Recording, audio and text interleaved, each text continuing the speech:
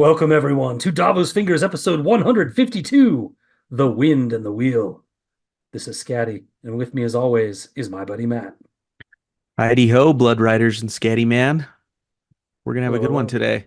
We're Well, I sprinting to hope the so. end here. Yeah, it's a bit of a whirlwind ending, to be honest. Kind of is. There's just so much of it. You kind of almost get to the feeling that it's not gonna end, and then all of a sudden, this will be what, maybe like our second to last episode? Will the next one maybe be our last episode? The next one is our last episode for Name of the Wind, yeah. And then we'll Beautiful. dive into the Wise Beautiful. Man's Fear. Yeah. Excited. I mean, we're getting into later chapters. What was the last book you read, Blood Rider, that had chapter numbers that went into the 80s? The 80s. But that's where Yeah. we're going today. This episode covers chapter 79, which is called Sweet Talk. Double entendre there. And Mm. it goes all the way through chapter 87 called Boldness. We're going to get a ton today. Kvothe Dragon Killer and Kvothe Wind Talker flex their biceps in this section of chapters. We've got sprinkles of Auri, we've got Denna, we've got Elodin, we've got the always supportive Will and Sim. It's a fun return to the university after a quick, I don't know, weekend getaway for our boy Kvothe. Yeah. On the way up, on the way up to Trebon, we get what, like 12 pages of horseback riding descriptions or something. Maybe it's 8 pages. On the Horseback way riding on the way descriptions. down, we get went to the docks. We arrived back at midnight. Like it's immediate. We get nothing. Um, so yeah, and Pat, regarding the chapter numbers, he really pads his stats here with a couple one pagers. Just a couple quickies, yeah. Yeah, yeah, Hmm. several quickies in this episode. But yeah, we'll get through I think there's only like 35, 40 pages left in the book. As the paper books go. Um for our next episode. So yeah, coming to a close real quick. We got some announcements. It kind of came together between episodes, and so it will have actually already happened by the time this releases for most people. But Yeah. I am joining Sanrixian and her squad on Sunday for Sanri Scribbles.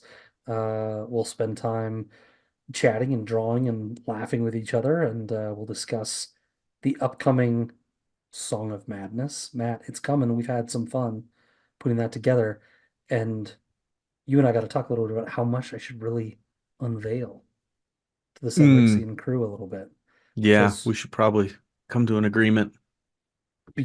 we have also coming for the following Saturday a patron event, Yeah, which is February which 24th. which is what, Matt? Something we've never done before.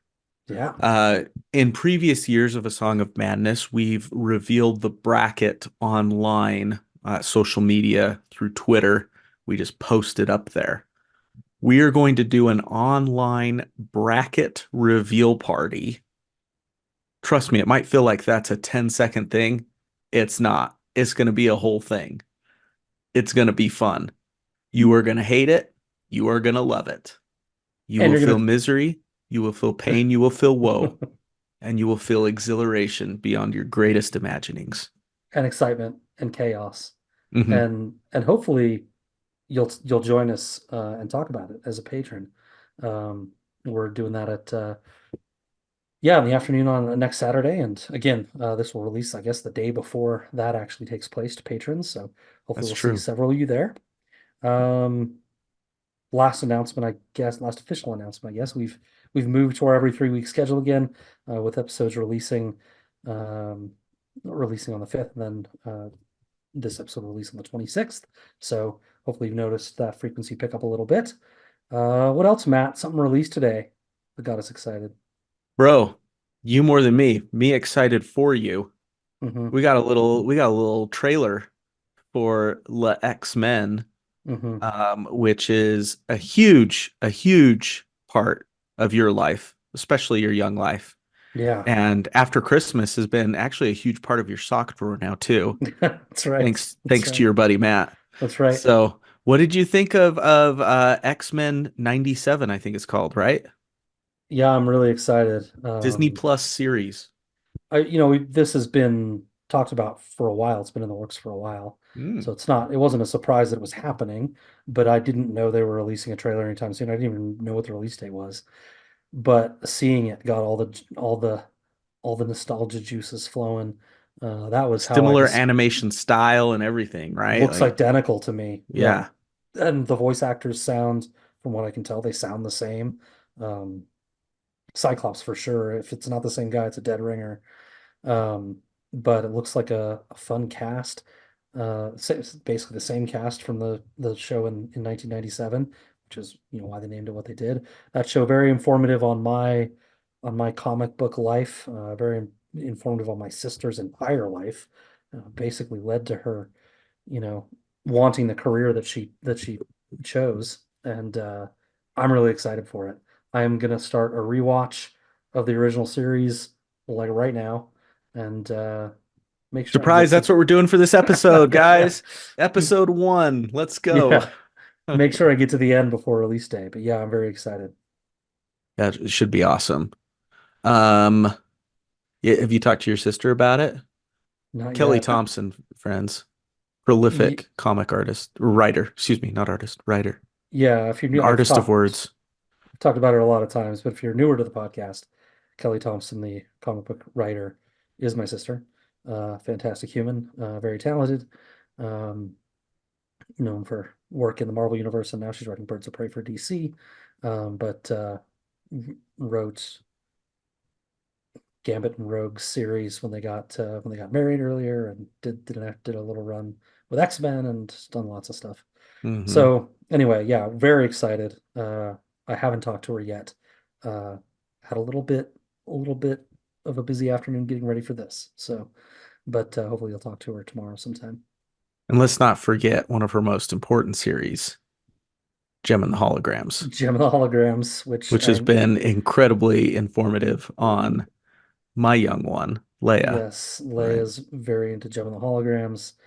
Yeah, lots of things. Yep. Uh, all right, Well, shall let we me ask you dot? this, Scott. I got Okay, a really important, this might be okay. one of the most important questions I've ever asked you on the podcast. Oh no, I was thinking about it as I was in the restroom I didn't need prior to know. to, I didn't need to know that. well, pre-show dump. Uh, who would you rather guest on the podcast Oh, with us? Gambit or Beast, oh, that is a good question. right? Because you're going to get two very different styles. Both could be very fun. I think Beast would, not to like toot our own horn about how like intelligent we are or whatever, but I feel like Beast would fit in better. He'd have to dumb himself down for us like quite a bit. But Gambit, I feel like would not want to talk about any of the stuff we're talking about, Right? Which would be fun, right? which would be fun. But I'm not sure we could keep up. In a way, we'd be able to keep up with him less than we could keep up with Beast. In a way, That's actually true. That's actually yeah. true. But I do love Gambit. He's my favorite character. But Hmm. I think I'd rather Beast is up there as well. I think I'd rather have Beast for us. Wouldn't that be fun? I Oh think it'd be yeah, really fun. sure. Good old Like, good old Henry McCoy. I've started realizing that I need decompression moments. And one way I've started to decompress is I have branched out into podcasts a little bit with every comedian now has a podcast. Hmm. Every comedian does. Yeah, And many of them are just mindless. They have no real set agenda as far as I can tell. They they just get just on and jabber. Yeah, talk. And yeah, they appear on each other's podcasts all the time yeah, and as guests and they just talk. And it's hilarious to me. I think it's so funny. yeah. Um, It's like a mutual admiration society, right? You totally. guess with me, I'll guess with you. We'll get this guy, him join us both, and Six just months later, they do it all over again. record something as frequently as possible, get the advertising dollars. Yeah. One podcast that I I listen to my embarrassment sometimes is Matt and Shane's Secret Podcast with Shane Gillis, who's doing real well as he's a comedian right now. He's had a podcast for a long time called Matt and Shane's Secret Podcast, and they don't even have like an opening introduction. Uh-huh. Like they don't even say hi and welcome everyone to Davos Fingers. They just They're just the talking. podcast starts with them in the middle of a conversation. It's They funny. don't even say who their special guest is. They Yeah. just there's a third voice talking, Yeah.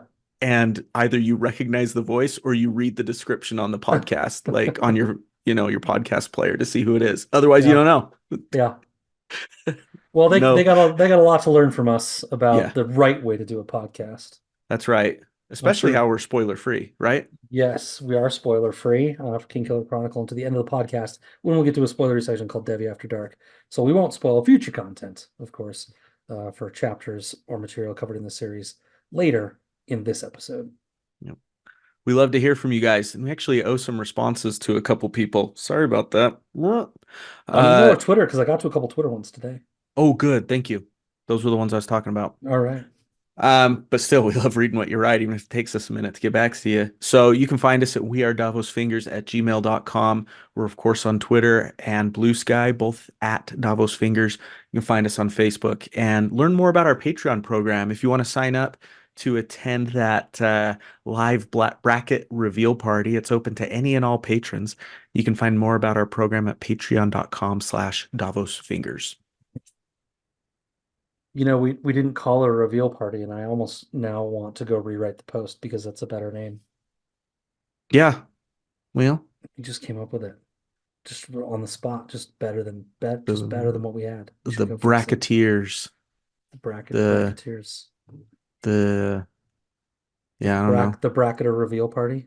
To, today I called the Sanry Scribbles gang the Scribblers, and I hope that they adopt that. I hope that that survives. You hope that catches on. We'll see. I'll Yeah. bring it up with them. If you could bring it up on Sunday, that'd be great. I'll just start using it. And Yeah. what are they gonna do? Not The invite me back? I guess they Scribblers. could. That's cool. We love them. Anyways, we do All love them. right. Sweet Okay. talk. You ready? Talk. I'm For some ready. sweet talk, double entendre, as you said. Sweet talk. Here we go.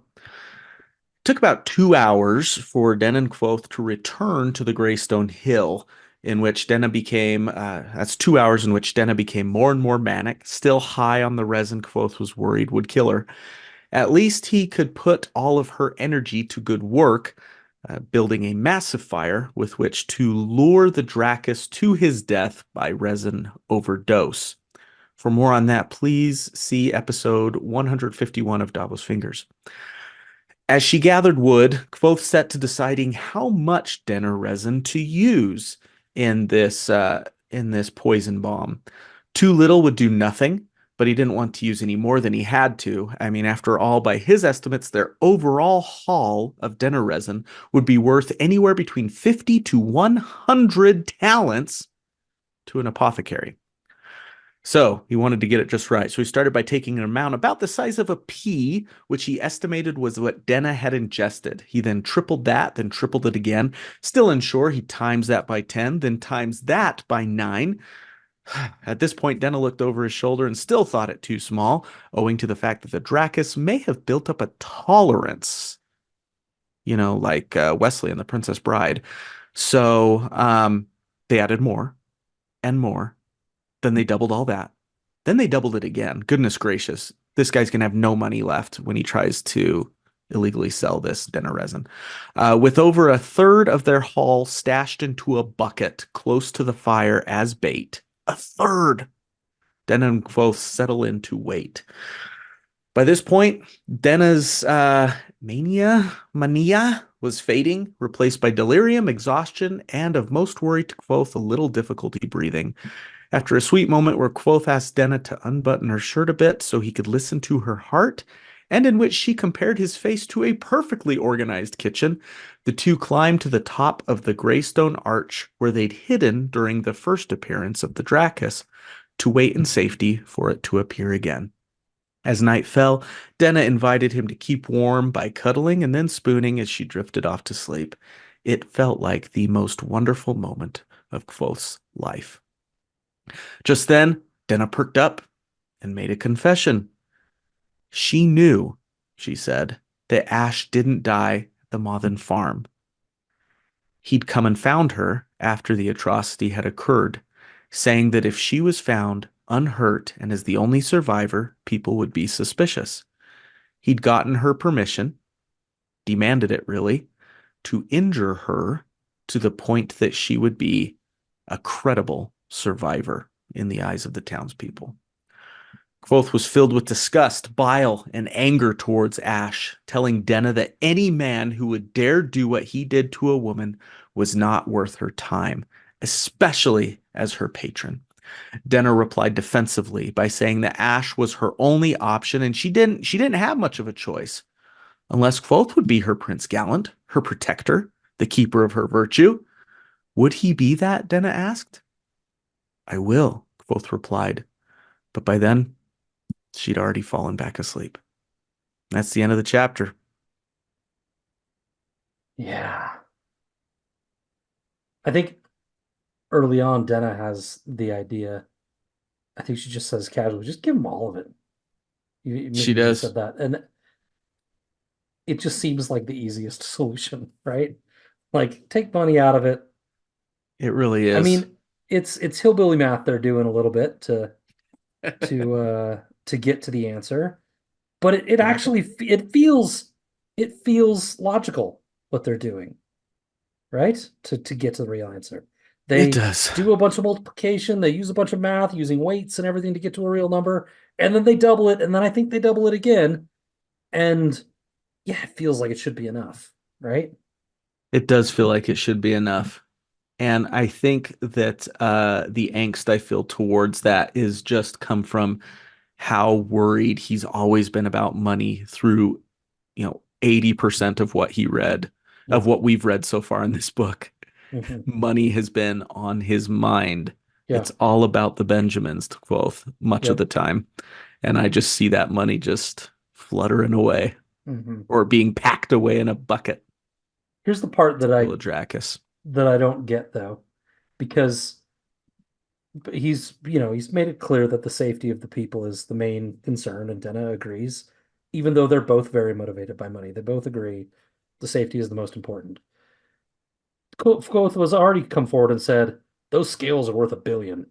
Like, not 1 billion, but the scales are worth a lot themselves. So just kill it fast. It's sitting right there. That's Take the true. scales and then you can still get money, That's true. Yep. right? Like, Yep. I don't know, harvesting scales, that might be like really hard to do. Like ripping them off its body or something. I don't know, but Right. um feels it feels like they just come off sometimes when he's rolling around, so seems doable. Yeah. Also, maybe they're too heavy Yeah. to carry too many. I don't know. I mean, they I mean, certainly it couldn't felt, carry the whole body's worth because they're not as big as it is, but yeah, you're right there too. The Denna resin is more transportable. yeah. Ethically, you'd almost feel better about a Draccus scales Yes, than Denna resin that could potentially be used in illicit and harmful ways. for sure. You're gonna have to tell a story to whoever you're selling it to either way. That's true. Where did you get this? Well, We found it yeah, in yeah. Mercia. Here you go, Chase. Yeah, mark it down, Chase. Uh, Coconut's tropical. Are Oh, you God. suggesting the coconuts migrate? Not at all. They can be carried. Yep. 5 pound bird cannot carry a 1 pound coconut. Uh, where do we go from here? The patron stuff, the beating stuff. Oh, that's hard to read. It's hard to talk about. It is. Uh, Perhaps a trigger warning there, Yeah. right? For Yeah, DV. for sure. What I don't quite understand is why would Denna have to go back to the town anyway?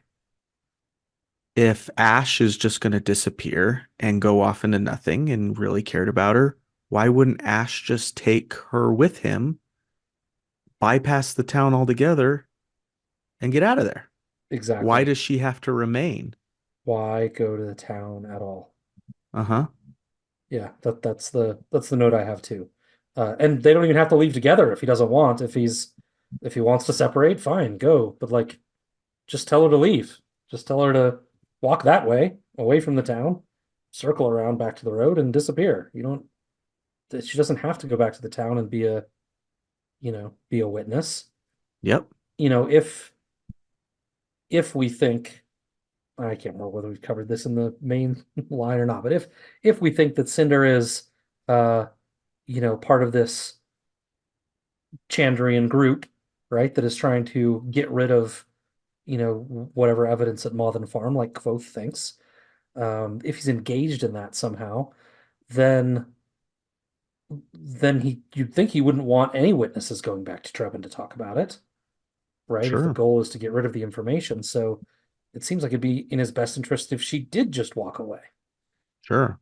And so then you get into, okay, if I assume we're not smarter than he is, so why did he do it, or did he not do it? Did she get those injuries a different way? Yeah. They want someone to bear witness, but she didn't really bear witness, Yeah, at least direct witness. She saw fire, she saw shadow. according to Maybe they her. want that. Yeah. Yeah. I mean, maybe more in Devi After Dark a little bit, but something isn't adding up for sure, right? You got to think that he would be thinking like we are. You got to be thinking that she wouldn't want a beating, and if he's making her beg for one, that she would also think of that option of like, hey, how about we don't hurt me and How I just about I walk don't away? get my arm broken or So there, whatever? right, so there must be a reason they did this that Right. isn't what they're telling us, Uh-huh. right? And I don't think we know what that is, Yeah, I don't think but we've there's identified it. maybe some speculation. Um, Because she didn't even go to the town in the first place, if I remember correctly. If not to maybe just pass through on her way to the farm. Like she wasn't well known in the town. no, She didn't establish a rapport or a relationship with anybody. no, As far as we know, she went straight to the farm and everyone at the farm died. So she could have left and no one would have been like, "Hey, where is that one girl?" Like she might have passed through the town. I don't remember. It might have said, like it I'm might saying, not have. yeah, maybe But just like like, on her way up. but even yeah, even so, like, so what? People pass through towns all the time. Yeah. Grabbed a Like, 32 ounce from the 7-Eleven on her way up there. I don't know. yeah, No, she yeah. was going If to sing. She wasn't going to drink soda. yeah, feels it's fair. You're Tea. a little A bubbly in the tea. throat. Yeah. Uh, it's true. I mean, I think they're right in the sense that if she was going to go back, her not having a scratch on her would have been suspicious. But yeah, don't go back. Don't go back. It seems silly. Yeah. Um, and we'll get to it in a later chapter, but Sim brings this up.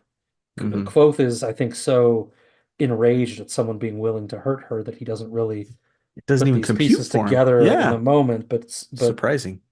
Did I say Sim? Will brings it up later, and we'll get to that too.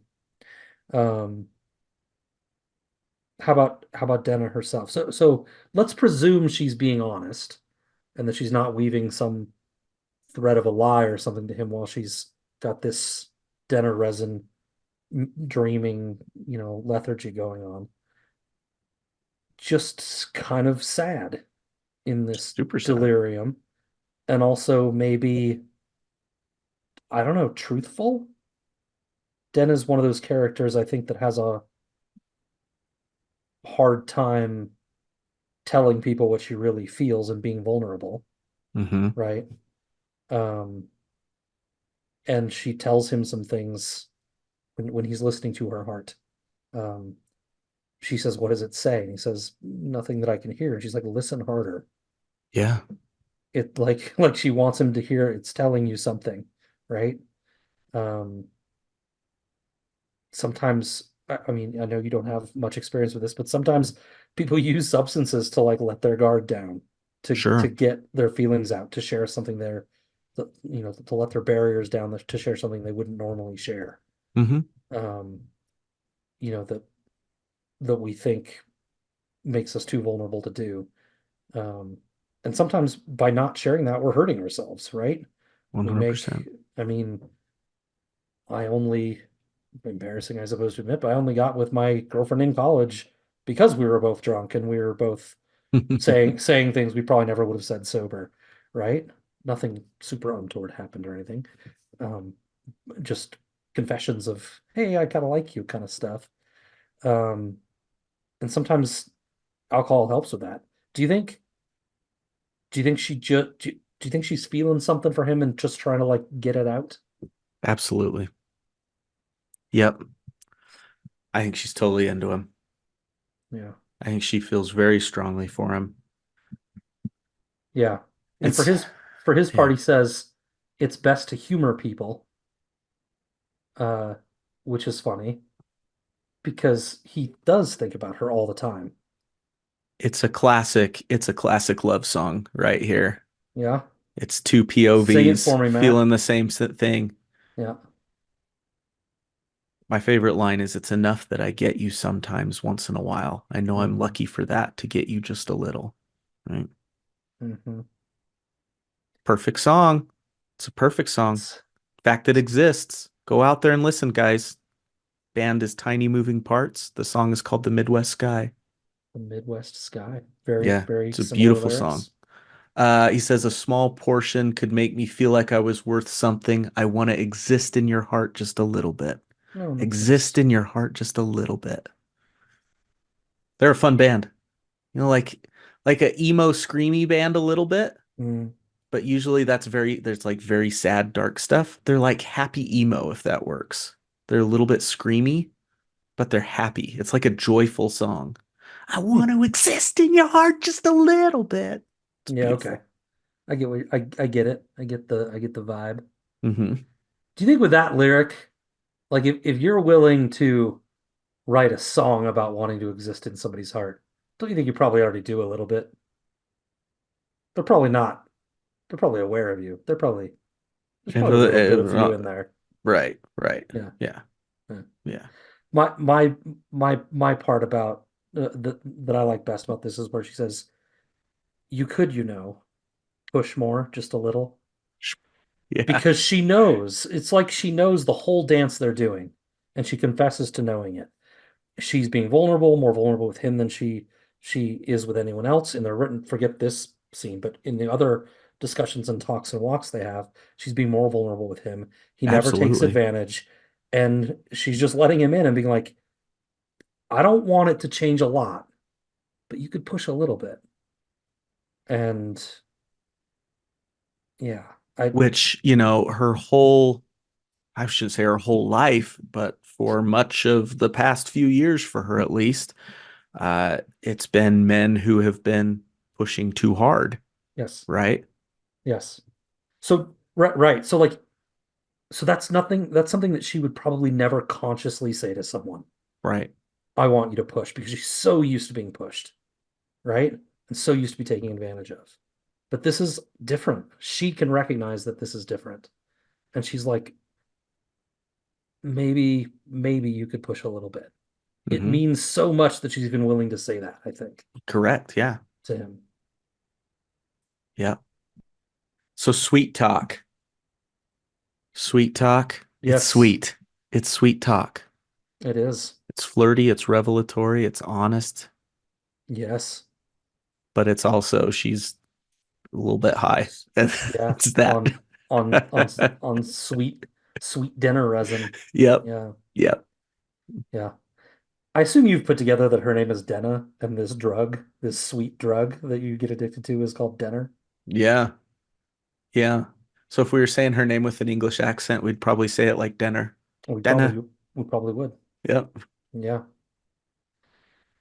So coming back to all this flirtatious, delirious talk, the chapter opens with, her being very inviting to him to join her in a bath in a stream that is like doesn't cover her at all. And he's like, there are names for people who take advantage of women who are not in control of themselves. And that name will never be applied to me. And I think, Pat gives us that at the very beginning of this chapter, and he wants us to apply it to the whole thing, not Right. just to the bathing scene, but to this whole chapter, right? Yep. And if anything, the only way he maybe pushes too hard is in saying, you shouldn't be with this patron, right? they've crossed that bridge a little bit before where she feels judged by him for Hmm. this patron, right? And that he's not maybe good enough. And yeah, Yep. And then there's an invitation. play You with could her. you could Oh, the be push, yeah. you could be my Prince My Gallant. Prince Gallant. Yep.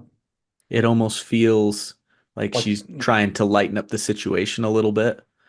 Um, but I think there's some sincerity to it as yeah, it well. also just feels honest. Yep. Yeah, I agree with you. Yeah. Yep. It's sweet. Hey Matt, do you guys have in your family, do you have a bunch of big spoons in your silverware? You got like little Yeah. spoons and then big Yeah, we spoons. got the dividers in the silverware Mm-hmm. drawer. Yeah. You got this littler spoons. You eat cereal with those, and you got the big spoons that you don't use as often. Well, I was just gonna ask, do you use those much? No, hardly at all. How about you? Yeah, no, I don't ever. I mean, I use them for like stirring stuff, Mm, but like, but I even have for some things, I have even like bigger spoons that I use for that, for right? sure. Yeah, you got serving spoons. Right, So you got like the right. normal size spoons, you got the slightly bigger spoons, Yeah. and then you got like serving spoons. So the slightly bigger spoons are just kind of lost. I feel kind of bad for them sometimes. Oh, I think people use them for like ice cream or like soup sometimes. And I I prefer don't. the smaller spoon for Me those too. things. Me too. Okay. I don't know why, but I just the spooning conversation just made me think about the big spoon. Okay. And I was like, those big spoons. There's maybe a metaphor in here. I'm not big on spoons. Wonder what it's like to be the little spoon. I want to try it sometime. Like, never been the little spoon. I guess what I'm saying is I've never I'm not silly any spoon. I don't use the big spoon, and I definitely wouldn't work as a small spoon. Right. So Eh, eh, eh, mm, something out. work something out. Yeah. Uh Padme and I have been married for quite a long time now. And so, yeah, our spooning lasts all of a few minutes and then it's get away. on to bigger and better things or get away. Yeah. Like Oh, bigger and better things. Right. Right. I forgot that happens. Uh But the my whole falling asleep in each other's arms, oh, we're so uh far past that. I think I shared once on this cast already. One of my college friends said once, he's like, sleeping with people, actually sleeping, not like, Sure, sure. the sexual activities. Sleeping with people's terrible. It's way worse than just sleeping alone. But still, I'd rather sleep with someone every night. Yeah. Just like, yeah, just like the sentimentality. This is what he said. I'm not sure I agree, but the sentimentality of it, it's nice to have someone close, but Yeah, yeah. still, it's way worse. Like logistically, objectively, like it's just worse. You're not going to sleep as well, like Uh, yeah. Boy, that king size bed. It sure is nice. it's a game changer. Yeah, The staying away is easy in the king size bed. correct. Yeah. For better or worse. Yeah, sure. Yeah.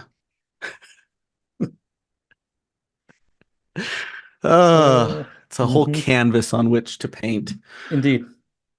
That's what she said. Shall we touch some iron and pride? Yeah, let's do it. Okay, Yeah, so I've combined two chapters here. The next chapter is called Touching Iron, and the one after that is a one-pager called Pride. So I'm just going to cover them both here. good call. It is quite long, so bear with me. The Draccus arrived after its summoning by the fire and ruined the cuddling closeness, the best moment of Quoth's life, as Matt depicted. Kvothe grabbed the twine attached to the bucket of poison below and waited and watched as the Draccus charged the fire, smelled the drugs, and gulped down the entire bucket at once. Then continued its ritual of putting out the fire, eating the logs that created it, as usual, before settling in the warmth of what remained of the fire as it did before. Well, that seemed easy. But it wasn't easy, because Kvothe had hoped that the Draccus had swallowed 6 times a lethal dose of Denna resin. He expected the creature to skip the early stages, go right into delirium, paralysis, coma, and then finally die. Dead. Stone dead from the poison. But it was all happening far too slowly. There was a bigger problem. There's a fire on the horizon. The people of Trebon were having their harvest festival, and the big bonfire was sure to bring the Draccus running, if it turned around and saw it. Kvothe prayed for the Draccus to just stay where it was and fall peaceful into death. It's stone dead! It did not. A half hour after eating the resin, the Draccus is laying down, dormant, yes, but its head is still bobbing side to side. It's not asleep, and the fire behind them keeps getting higher and brighter. The Draccus finally spies it, spits its own flame in challenge, and bounds away like a drunken puppy toward the massive bonfire. Kvothe tries and fails to wake Denna before giving up, leaving her some water and heading off to stop the Draccus on his own. Somehow. He doesn't know how. He bolts for town, stumbling and falling multiple times, and when he arrives, it isn't just one bonfire anymore. There's several scattered fires on buildings, and the townspeople have formed a fireman bucket line to try and put out the worst one. They're not panicking, to their credit, but Kvothe needs to help as the drug Draccus rampages through town, continuing to make it worse. He jumps roof by roof to Trebon's water cistern and uses a roof tile from one of the burning buildings, along with some sympathy, to link all the fires down to this one fire on this one shingle. Then he douses the shingle inside the cistern, pinning it to the wall with his knife. The water from the cistern ate the heat of the fire and diminished the flames all over town. The townspeople now had a fighting chance against these fires. Kvothe then runs across the town and uses another burning shingle to light his resin bag on fire to draw the Draccus. Then he climbs a tree to get into the church roof with a giant iron wheel over the door that we talked about last episode, taking a twig of the tree with him on the way. Standing on the roof of the church, he binds the giant nearby tree with the twig he took from it, lights the twig on fire, igniting the whole tree to again summon the Draccus, so that it was right under the giant iron wheel. Kvothe clears his head, grabs his loden stone and his Draccus scale from his travel sack. He binds the loden stone to the iron wheel below him. He binds the scale to the Draccus. He drops the loden stone and it springs toward the scale it is drawn to. The iron wheel just below him does the same, toward the Draccus, falling faster than gravity would allow, killing the beautiful creature below, just as the iron wheel killed Incanus in a story told by Trappus earlier in the book, as if Tellu himself steered it with a vengeful hand. But there was no god guiding it, only Kvothe. Kvothe looked with some self-satisfaction over what he had wrought, the town he had saved. Then the roof of the church gave in below him. He tried to jump to the safety of a branch on the burning tree. It snapped. He fell. Kvothe hit his head and was enveloped in darkness. Pride goeth before the fall, man. And that's the end of those two chapters. Oh, you took my line. Oh, oh yeah, that's a Bible one. I should have saved that one for you. Is That's it? I think it's Proverbs, isn't it? Sounds like Proverbs. Sounds like a proverb. Sounds Yeah, like it. that's okay. That's okay. And Pat sets it up beautifully with these two chapters, right? It's like he's feeling like a god killing this creature with his wits and his magic that he's learned, and feels pretty darn good about himself, prideful, Save the town. and then he literally falls. Not a figurative fall, he literally falls. He just, yeah, down goes Brown. Down goes Brown. That's Yeah. that's not a quote I knew. Pretty sure it's a hockey thing. Oh, okay. It became like a little bit of a meme, a hockey player named Dustin Brown Oh, okay. taking an awkward fall. And then like a whole I think there was an internet account, a Twitter account called Down Goes Brown. I don't know Sure, if they it's made still around. t-shirts. Yeah. Right. Uh, Yeah, yeah. so it's commonly used in our house as Okay. a bit of a hockey family. So I thought it was going to be a bathroom reference. that happens. Now I feel like I've ruined the phrase for you, and you'll never think of it the same way. You know me and poop jokes. I'm Yeah, more than happy to unfortunately. Yeah. bring another one in. So this was interesting. Both, it's almost like a confidence builder that I'm starting to understand sympathy and everything, Hmm. in that I understood what was happening, Yeah. Yet I feel like this was not one of his better explanations of using sympathy. Hmm. It's almost like he expected um, The reader to follow Chronicler along. to follow along Mm-hmm. with what he was doing. Yeah. For example, he talks about a triple binding. Mm-hmm. It's going to take a triple binding for this one. Mm-hmm. Yet he really only talks about two things that he Yeah. brings up. He talks about obviously the scale and the Lodenstone. The Mm-hmm. scale binding to the Draccus, the Lodenstone binding to the wheel. Mm-hmm. Now I'm assuming, and maybe this will make me feel unsmart, that the third thing is the fire, maybe coming from the shingle, the energy that is required to make all of this happen. Am I wrong in that? I don't know. So I have a similar note about it. It's yeah, I said he says nothing less than a triple binding would do. What is the third part of the binding? Because like you, I only saw two that were related to that. And I think it's because, like you said, on the fire, I put that away. Feels like once he binds that, the tree's flammable. It's full of leaves. Once he gets it to catch fire, feels like he can just put that away and not maintain that part of the Alar anymore, to me. Right? Like he doesn't need to maintain that with the shingle. The tree's on fire itself. It doesn't need any more energy for him to provide. It's just the fire will keep burning, right? So Right. I assumed that was separate, but as I read it, like you, I'm like, well, what's the third thing? I Mm-hmm. wrote it down too. So I'm assuming, yeah, he is maintaining that Well, it's third like, binding through okay, I got fire. the fire. That was the first one. And Yeah, then the scale and the Lodenstone become the second and third because you are right, going to need a fair amount of energy right. to make that happen, right? And You we, of would, course, have known the body heat thing. They've made that very clear that that's important throughout the book. Uh, you know, Took a tremendous amount of body heat just to move a small little yeah, straw or something. And now you've got to knock over a whole big wheel that's bolted to a big stone building. yeah. It's interesting. Yeah, the way it's phrased, I'll just read it. So I took a deep breath and shook my head, trying to clear away some of the sluggishness I felt. I had performed two rather substantial pieces of sympathy in quick succession and was feeling rather thick-headed because of it. I assume those two pieces of sympathy are the tile to the fire with the water, Mm-hmm. squelching the fire, and then lighting the tree on fire. So then he says, was feeling rather thick-headed about it, but as they say, third time pays for all. I broke my mind into two pieces then. No, sorry. I broke my mind into two pieces, then, with some difficulty, into a third. Nothing less than a triple binding would do for this. So it feels isolated from the other two things he's already done. But Yeah. but like you, I can't figure out what the third thing is. Unless the third is like that's where he's letting the fire part be in his mind. Like, okay, I'm splitting it into a third, and that's where the fire is. Yeah. And then, But then so where's the cistern one? yeah, is that on autopilot? Yeah. Yeah. If he has to Well, maintain the go ahead.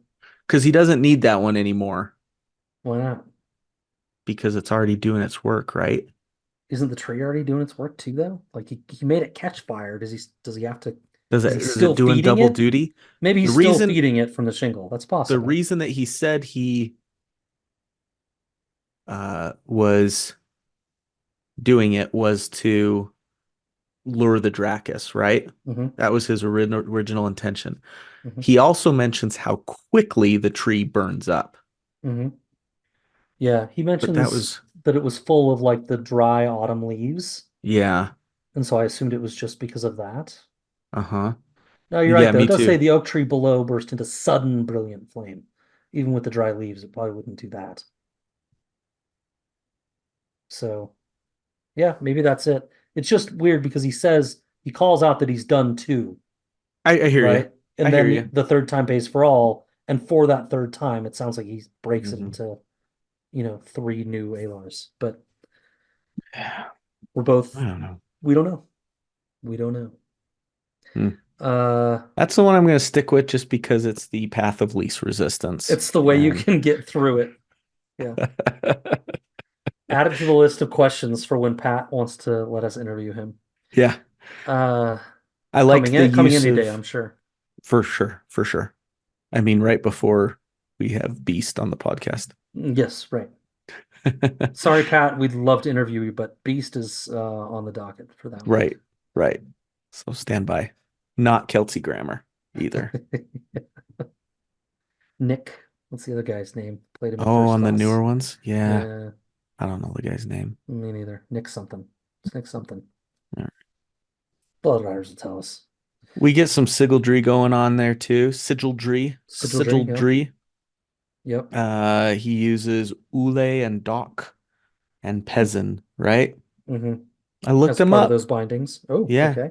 Ule and Doc are both, remember Kvothe's little song he made up? Kind of Yes. like a passing thing. Yes. Ule and Doc are both for binding. Oh. I don't know why I got to use both of them, but Uh-huh. I don't know. And Yeah. Pezin is a sigil for water. It's for Okay. water, so it would make sense that he used that Okay. one. Right. So he inscribed on the tile. The shingle, yeah, Okay, the binding. Okay. yeah. Cool. Cool. So we talked about the Denna and not killing Draccus. You got any theories as to why it didn't work? Is it just too big? Is it that simple? There's something else going on? Um, so this was not my idea. This Okay. was read about. I'll give credit where credit's due. Okay. I would not have thought of this on my own, but it makes sense. Okay.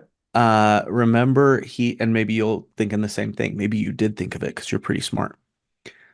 But for the listeners out there, remember Kvothe gives Denna a bunch of charcoal to eat Yeah. to dull the effects of the resin. And we find that the Draccus is accustomed to eating burned up trees, all of those things. And Mm-hmm. I wonder if that had the same effect on him, that his body had actually built up a tolerance Mm-hmm. over time to the Denner resin Mm-hmm.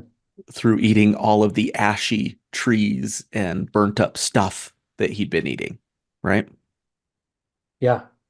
Yeah. And they add to the dinner ball, the thing because they were like, oh, it's been eating those maple trees. Maybe it has a resistance already. I did wonder about maybe eating the fire logs, right, Correct. of Yeah. burned trees that might act like charcoal too. I Hmm. went back and looked at the when he's talking about the charcoal, and it seems like it's the nature of charcoal is kind of what seems to soak it up, but maybe the wood does a similar thing. I do have, yeah, I wrote that down as a note. Is the wood acting like the charcoal does? Is do we have something, Denna talks about how the creature just has like fire inside of it somehow. Is it maybe burning it up as it's getting consumed so that it has it's less potent? Um, yeah, I don't know. Right. I don't know. Yeah. Regardless, they done messed it up. I wonder if the whole amount would have done it. Yeah. He died before we could find out of other causes. Yes, Large iron large wheels. iron wheels. Why does a Draccus even put out fires? Is that ever explained to us, or do you have any thoughts as to why? Why is he drawn to it? Well, good question. It sounds like so they eat trees. That's what they eat. But it sounds like they smash them and light them on fire to eat them, right? Mm, And Dennis says something in one of the earlier chapters about, well, if it didn't have some sort of instinct to put out fires, it would burn its whole home down in the forest, right? And there'd be nothing left. So it's got instinct in itself somewhere to put the fires out. to self-regulate a little Right. bit. Yeah. That's just Dennis' theory. It's not mine, but Yeah. I just kind of take it as true, I guess. Hmm. But yeah, but also Kvothe keeps saying he spews his flame like a challenge to other fires, or a greeting. I think he says it might be a greeting too. So like he sees this giant fire in the town, he's gonna go put that one out, or Seems like he just keeps lighting more things on fire. So I don't know. Didn't seem like he was trying to put that one out. Oh, you think your fire's so hot? Yeah, Check this out. yeah, yeah. Or it was just crazy at that point and looking for dinner resin, Sure. and we don't know what wasn't even trying to put out the fire. But Hmm. Yeah. All right, Kvothe. I didn't want the deaths of innocents on my conscience. yeah, That does check out. yeah, We we talked yeah. about we spent a lot of time sadly talking about the one chapter in Tarbine, the Hmm. one chapter. And right Yes, after that, he tells the chronicler, "Bones mend, but regret stays with you forever." yes, And it motivates him to do things like this. yeah. And had he not done this, he would have had another moment on top of that, like the one on top of that roof, where he didn't do something. Right. Um, Still, it's a creature, many, many times its size and much stronger than he is, and so pretty commendable that he's able to do it. Um, yeah, yeah, it's great. It also, um, yeah, you you wonder about, yeah, I don't know, you wonder about how true all of it is and if it's been exaggerated. We'll talk more about that in Day After Dark, I think. Sure. But Sure. From what we're you're right, though. reading, I, it's I pretty great. think I think you're right, though. He would have totally regretted it had he not done something about this. He could have walked Hmm. away, and he would have been a different person had he not done Right. what he did. Well, want to move on to the next two? Yeah, let's do it. Ash and Elm and Return. So Another this is two again chapter combo. two chapters. Ash and Elm is one, and then Return is the next chapter. It's another one pager. Kvothe awakens bandaged and hurting everywhere in the room of an inn. That was phrased badly. The room doesn't hurt. Kvothe awakens bandaged, and he's hurting everywhere. And he's in a room in an inn. A girl enters. Nell, he decides, and confirms that no one died and that Denna, his cousin, had not come into town. Kvothe, despite his massive list of injuries, makes his way downstairs to the same bartender from scene 24. He demands traveling supplies to go look for Denna, but when the bartender replies with attitude, Kvothe turns to anger, using some sympathy to burn a drab into the countertop before demanding his supplies again and threatening the bartender that he will burn the inn to the ground if the bartender doesn't bring the stuff he needs. But all that haste and all that anger, pushing through all his hurts, was for naught. Denna had left the Greystones on the top of the hill with all of Kvothe's possessions behind, and Kvothe was left to worry about her safety and wonder if she hated him for leaving, remembering her words as she once said, "I leave where I'm not wanted." Kvothe was in a dark place. He returns to town, grabs his boots and knife where he had left them at the cistern, and when he went back to the inn, he was waylaid by the mayor and the constable. Both in no mood to talk, lets them ramble and says little himself. The town, apparently, was convinced the Draccus was a demon, that it was responsible for Mothin's farm as well, and they had eventually come around to the conclusion that this young boy had killed it. They buried the Draccus and all those valuable scales that we just talked about in a deep pit like the children's song tells you to do, with elm and rowan and ash branches. The mayor and the constable really just want to know if the town is safe. Quoth says yes, mostly. But first, he needs to know if anyone knows anything about what Mothin dug up on his farm, asking them to send anyone with information to Kvothe before he leaves town the next morning. It isn't long before Nina comes to Kvothe. Mothin had dug up a pot, apparently, a pot with Chandrian painted on it. Chandrian and their signs. The writing on it was foreign and Nina couldn't read it, and the picture of Cinder with the white hair and black eyes gave her the quote unquote all overs. Then Nina breaks down, terrified that the demons will come for her since she saw the pot. She is distraught, and Kvothe can see that no words will help reassure her. So he presses a piece of sigildry into her hand, something that will ward off demons and keep her safe, he says. He has her attuned to it, something totally fake that he does by reading some lines from a play that she doesn't know. So that even if she loses this little bauble, she will still be safe. It will protect her always. It's all garbage, of course, but it will fill the girl's days with peace, knowing she is safe even when she loses the charm, as she inevitably will. Saving this girl made Kvothe feel like a true hero, and he wants again to tell us that if we are looking for a reason for the man he would become, look here. The next morning, Kvothe leaves, takes a boat downstream back to the university. He inquires after Denna at the docks, and she had been through. She'd actually come by and taken the boat. Kvothe was relieved at her safety, but wondering how she felt about him. She felt abandoned. Upon arriving in Imra, he cleared his debt with Devi by giving her the Loden Stone and one single talent. And then he has a billion apologies to make to teachers for missed classes, to friends who thought he was dead, and to Ankur, whom he had skipped on 2 nights of music playing. Denna also was nowhere to be found. And that is the end of the chapters. Yeah, did it like blow your mind when he mentions that it's only been 3 days since he'd been attacked in that alley? It's my first note. It's been 3 days since those thugs stabbed him. 3 days and 100 pages of text. Right. Yeah. Yeah. Yeah. It did blow my mind. Maybe if I'd been reading the book faster, it wouldn't feel that way. But like you said, 100 pages of text, it Yeah. has to. Yeah. That was wild. Yes. That like blew my mind. It's one of the reasons I like I think I've told you before I like this section of the book, and um I think maybe they're your favorite chapters in the book, the stuff with the Draccus, but it feels it feels slower. It feels more like a fantasy epic Oh, in some ways, absolutely. right? And it's less it's less choppy, right? It's this Skipping strange, weeks. detailed Yes, sidebar.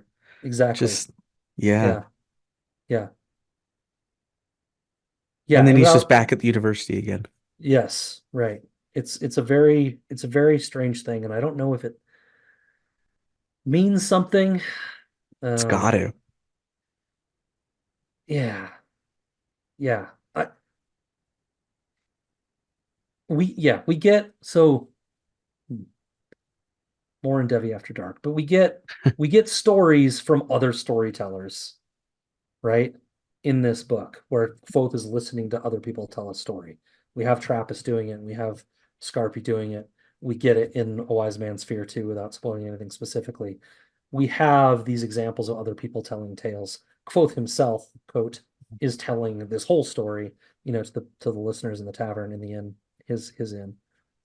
Um, and this feels more like him telling a story. Is this him a It legend feels, story? yes, it feels like a him legend story.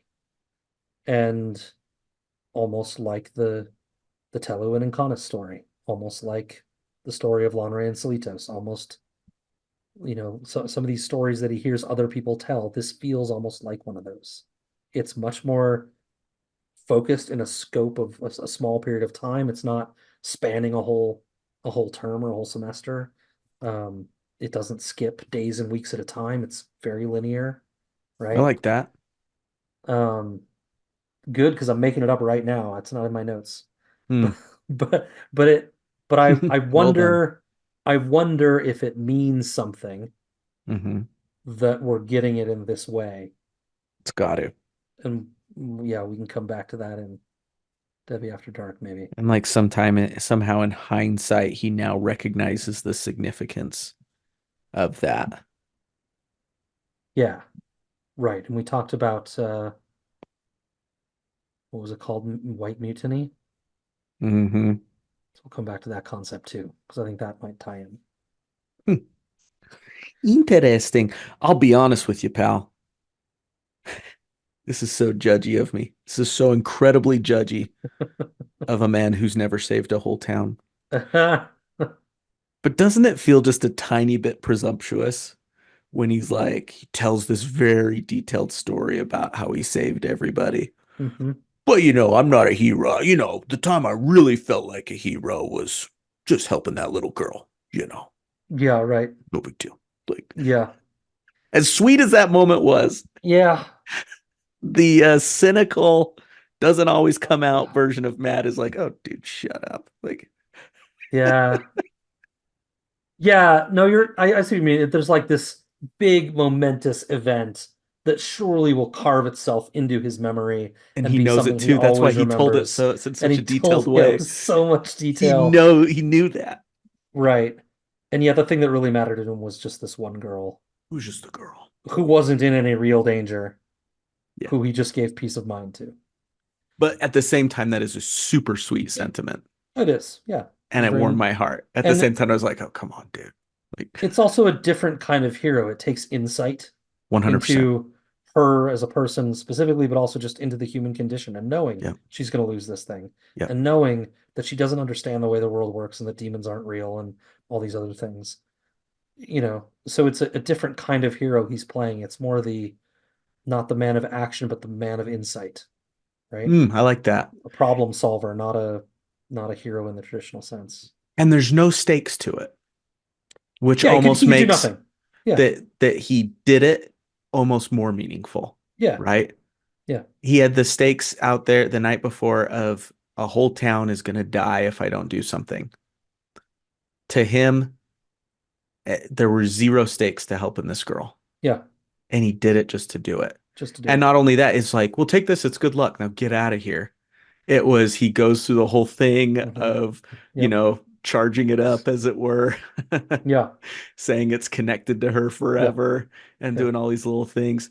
So, I bash on him a little bit. It's also incredibly sweet that he would take the time to really, really make that little girl's day, you know. Totally.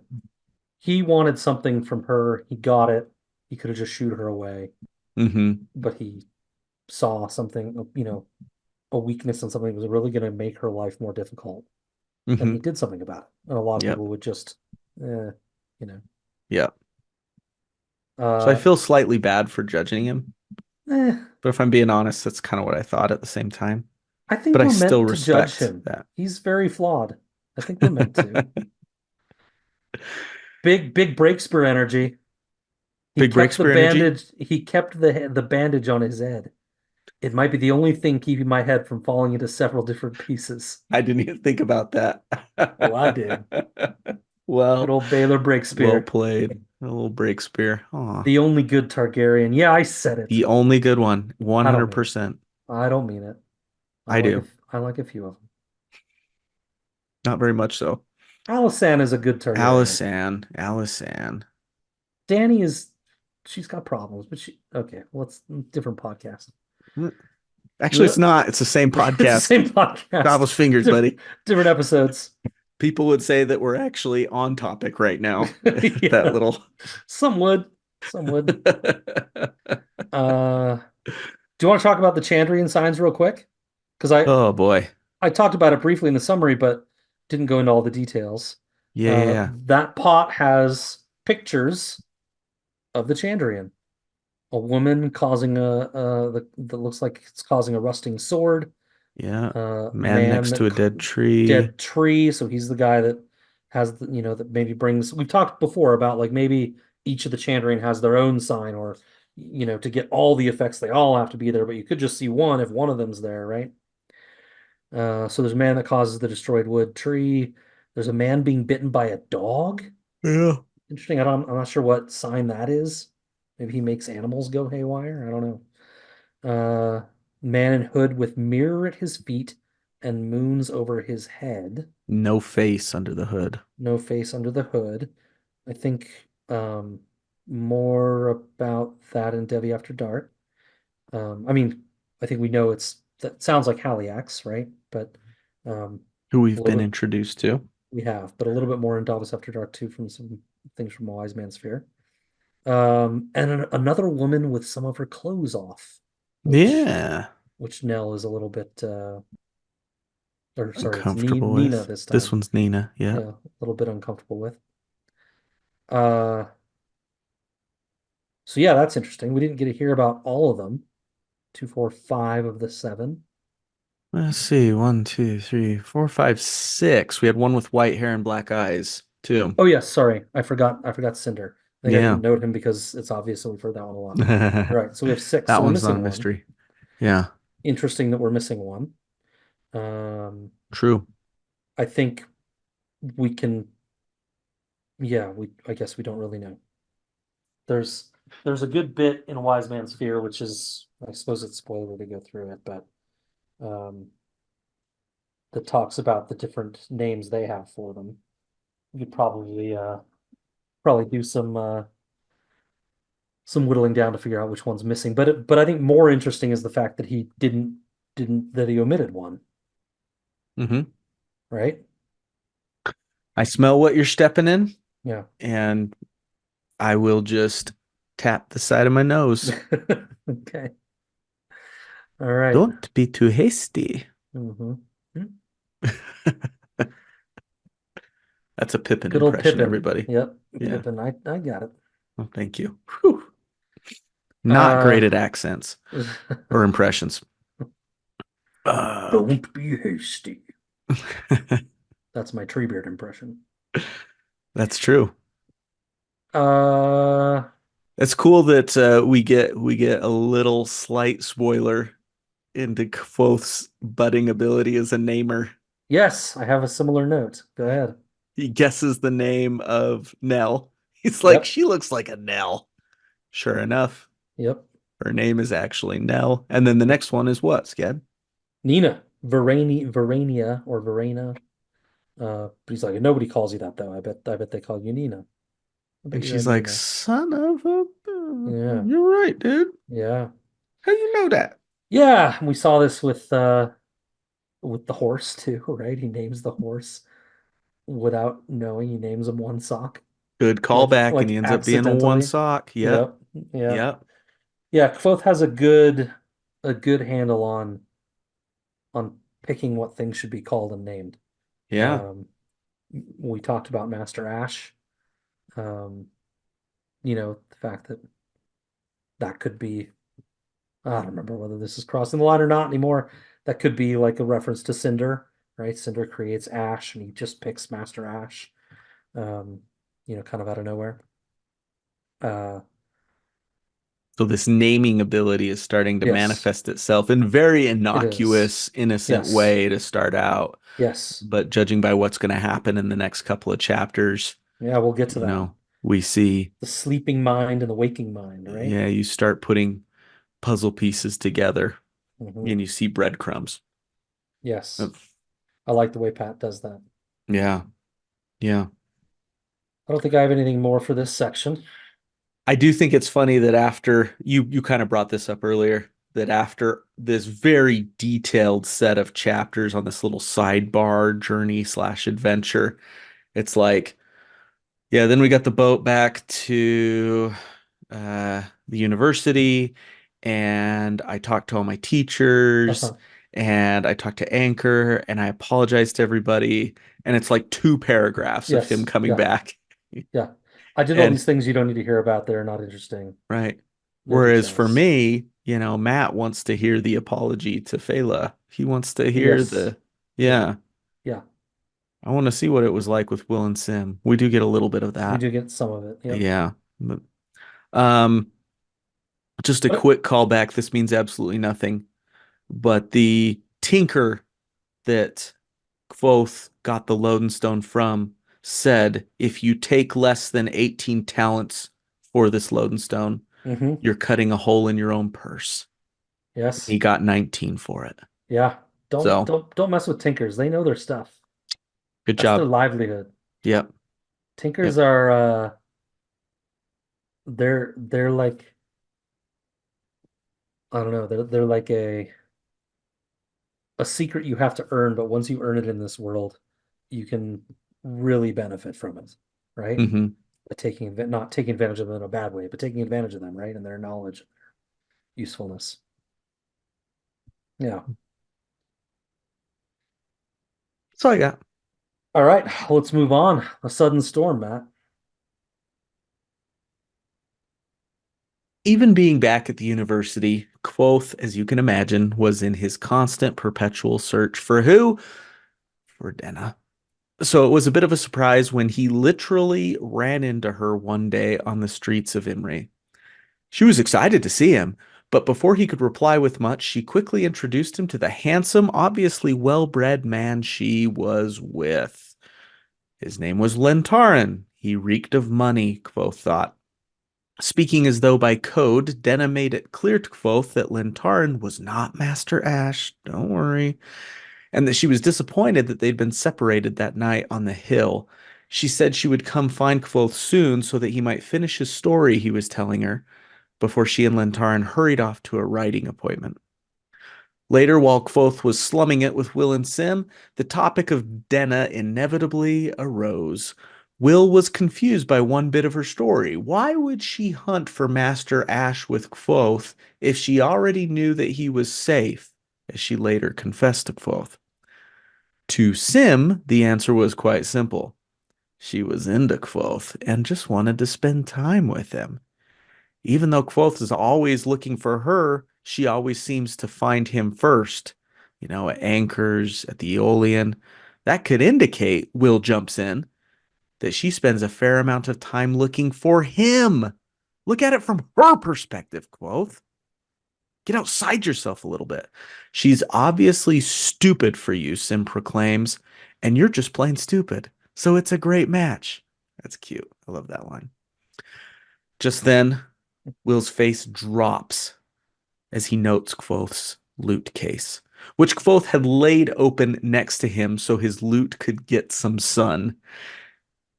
The loot was no longer in the case. It didn't take him long to find it, not more than a few feet away, in the hands of Ambrose and his gang. Half furious and half afraid, Kvothe demanded the loot back, and Ambrose replied by playing a rough, not even that funny song he'd created about Kvothe, treating the loot, as Kvothe said, as no loot deserved to be treated. Give it back, or I will kill you, Kvothe calmly demanded. Fine, Ambrose replied. Catch. Kvothe did not catch the flung loot. And as he bent to pick up its pieces and noted Ambrose's smug face, something erupted from his throat. Not a howl nor a cry, but a word he, quote, did not know and could not remember. Wind suddenly roared into the courtyard, scattering everything from people to papers to carriages. Ambrose, however, bore the brunt of it and was struck to the ground as if by the hand of God. The tempest did not last that long, and after it had abated, Will and Sim rushed Kvothe away to the mutters and the witnesses and the frightened gaze of Ambrose, deciding to take him to Kilvin. They explained everything to the Master Artificer again as Kvothe sat in a daze, sore in both throat and body, but with a white-hot coal of anger still burning deep within. He felt numb to everything around him. To everyone around him, it seemed he'd gone dumb. He wouldn't speak, and when he looked at someone, it seemed that there was nothing in his eyes. It was Master Eladin, who entered the room unannounced, that was able to break whatever spell Kvothe had set upon himself. He forced Kvothe to say a word, Eirlev Sedi. Listened to the way he said it, then gazed deep into Kvothe's eyes. But not just his eyes, Kvothe felt him staring deep down into his soul. Eladin then leaned in close to Kvothe, spoke a word, and the storm within Kvothe stilled. Now, this was very sudden for Kvothe, as if he'd been spinning around and around and around and suddenly stopped. He nearly fell over, but by the time he'd recovered, Eladin was already gone. As if by magic. That's it. The greatest trick the devil ever pulled. Convincing the world he didn't exist. Oh, Did you already see that one? Oh gosh. Oh gosh, the name is escaping me. Kevin Spacey. Crime, drama. Oh, it'll boy, come to me. Sked. Oh, boy, Sked. Man, Oh, boy. it's like a classic. It's fantastic. Oh, I can't believe it's eluding That me. explains why I haven't seen it. Ugh, it's embarrassing. It'll come to Now, me. if it was a classic teen coming of age story, I'd have already told you the title. It's got Kevin Kevin. Spacey doesn't do many of those. It's got Kevin Pollak in it. Kevin Spacey. It's got Benicio del Toro in it. Uh, oh man. Dang, just star-studded, and you got nothing. It's embarrassing. What's happened to you? Yeah, I don't know. My memory's going, man. I'm getting old. Uh, it's like I can picture the cover. Anyway, probably watched the movie a dozen times. The depths to which you've Yeah, fallen, man. it's really sad. Yeah. What Yep. Okay. Oh. do you think, dude? Well, so he called the name of the wind, Right. clearly. Uh, when Elodin shows up, he asks him to repeat the word Erlef Sedai, is how I'm saying it, but who knows how you say any of these words. It's lovely. Uh, Sim says wind, as Right. if when he said to Erlef Sedai, what Sim heard was wind, Mm-hmm. but Kvothe heard the word, and so he knows the name of the wind because he heard what Elodin really said, which Yep. is this weird thing in this world where if you know the true name and you say it, people that know the true name will hear it as you said it, and people that don't will just hear its common name. Mm-hmm. And that's usually depicted in this book with, the italic writing. Um, and seems to be even in the story when he doesn't yet know the word because he's telling it as coat in the future and does know the word, he still sometimes uses the word if he knows it. He did that earlier when Elodin broke down the wall. It was like cyber salient or something. He didn't Mm-hmm. know that word at the time, but he knows it now. And so he's able to say that word and we see it in text in italics. Very weird storytelling, but kind of That cool. is weird because, like, would the chronicler hear wind? The Like, chronicler would if hear wind. right. Yeah. So maybe Quoth has to like, or Coat has to like spell it out. He's like, I know you hear wind when I say that, but write this A-E-R. I don't think he does. I think he just says the word. Chronicler writes wind, But and just like all the stories we ever hear of them relating the stories of Table and the Great, they all say he said stone and the stone fell, right? mhm. Because nobody ever transcribing those stories ever knows the names, and so they just write stone. But here in the book that's Well, supposedly we don't Chronicler's have. book, we see it in italics and everything. Is that how you've been reading this? You think what we're reading is Chronicler's version of the book? Absolutely. Hmm, okay. It's not. You're Well, right. it could be. Maybe that's what Rothfuss intends. I don't think so.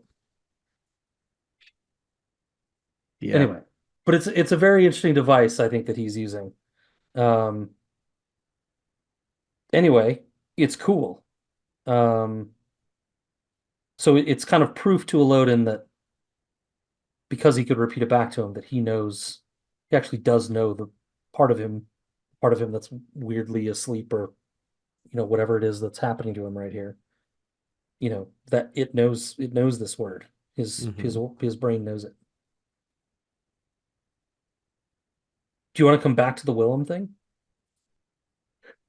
The hole in her story. We kind of covered Sure. it already. Hmm.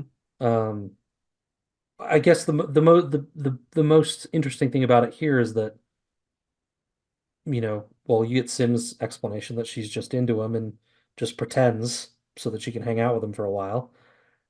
And Kvothe kind of tries to entertain that for a little bit and then brushes it off. But he seems to kind of just be okay to let the mystery go, which is a little unlike him. Yeah. I could see this being a bright, shiny object that his brain won't let go of. Yeah, she did tell me that. She had told me she needed to look for him. Then she told me he wasn't there. That doesn't add up. I have to solve this problem somehow. But he Right. kind of lets it go. Is that because of his feelings for her? I don't know. He's willing to gloss over certain things. Yeah, it could Hmm. be. It could be that he's yeah, maybe he's afraid of the answer. Right. Like what I want this to be simple. Like I Hmm. don't want it to be this, I don't want her to be I want this to be bad news. Right. Maybe. We kind of overlook things like that as humans sometimes, don't we? Absolutely. Yeah. Absolutely, we do. No question. Hmm. I did notice a little bit of symbolism in the fountain. They talk about the satyr chasing the nymph. Ah, uh-huh. Yeah, Satyr's not quite human, generally a male figure, uh-huh. generally depicted with a permanent erection, if that means anything. Is it? Yeah. I don't remember that from The Lion, the Witch, Oh, and the Wardrobe. oh boy. C.S. Lewis PG'd it for sure. No kidding. It's funny, satyrs are in D&D, and I've seen them a few times crop up, but I don't remember that detail being listed anywhere. Probably cleaned it up for D&D too. They've Look already up got the satyr, whole man, because Satan I did. worshiping thing. Yeah.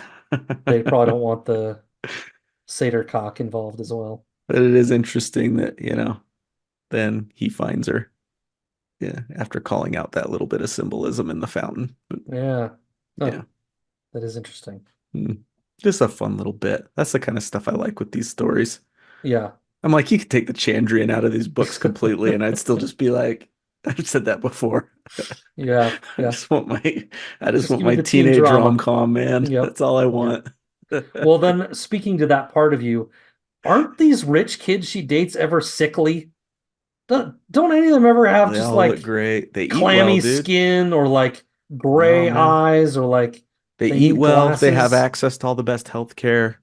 Like, these are just Man. robust young men. The one thing I do like about this Lintaran kid is there seems to be like zero jealousy or anything.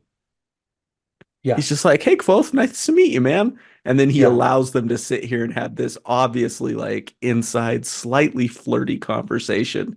And he's Yeah. just like, I just imagine him sitting there smiling, just looking up at the sky, just like, He have is your either convo.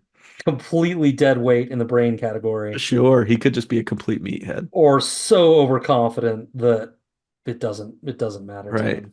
But yeah, I imagine being in a conversation with these two is, like being in a conversation with the two of them and yourself is like those romantic comedies where like the new fling comes along and it feels like they're the third wheel even though they're on a date with the person. Right, because of the history Because between the yeah, other these two. two best friends who are obviously the audience knows they're in love with each other, but everyone sees it but themselves.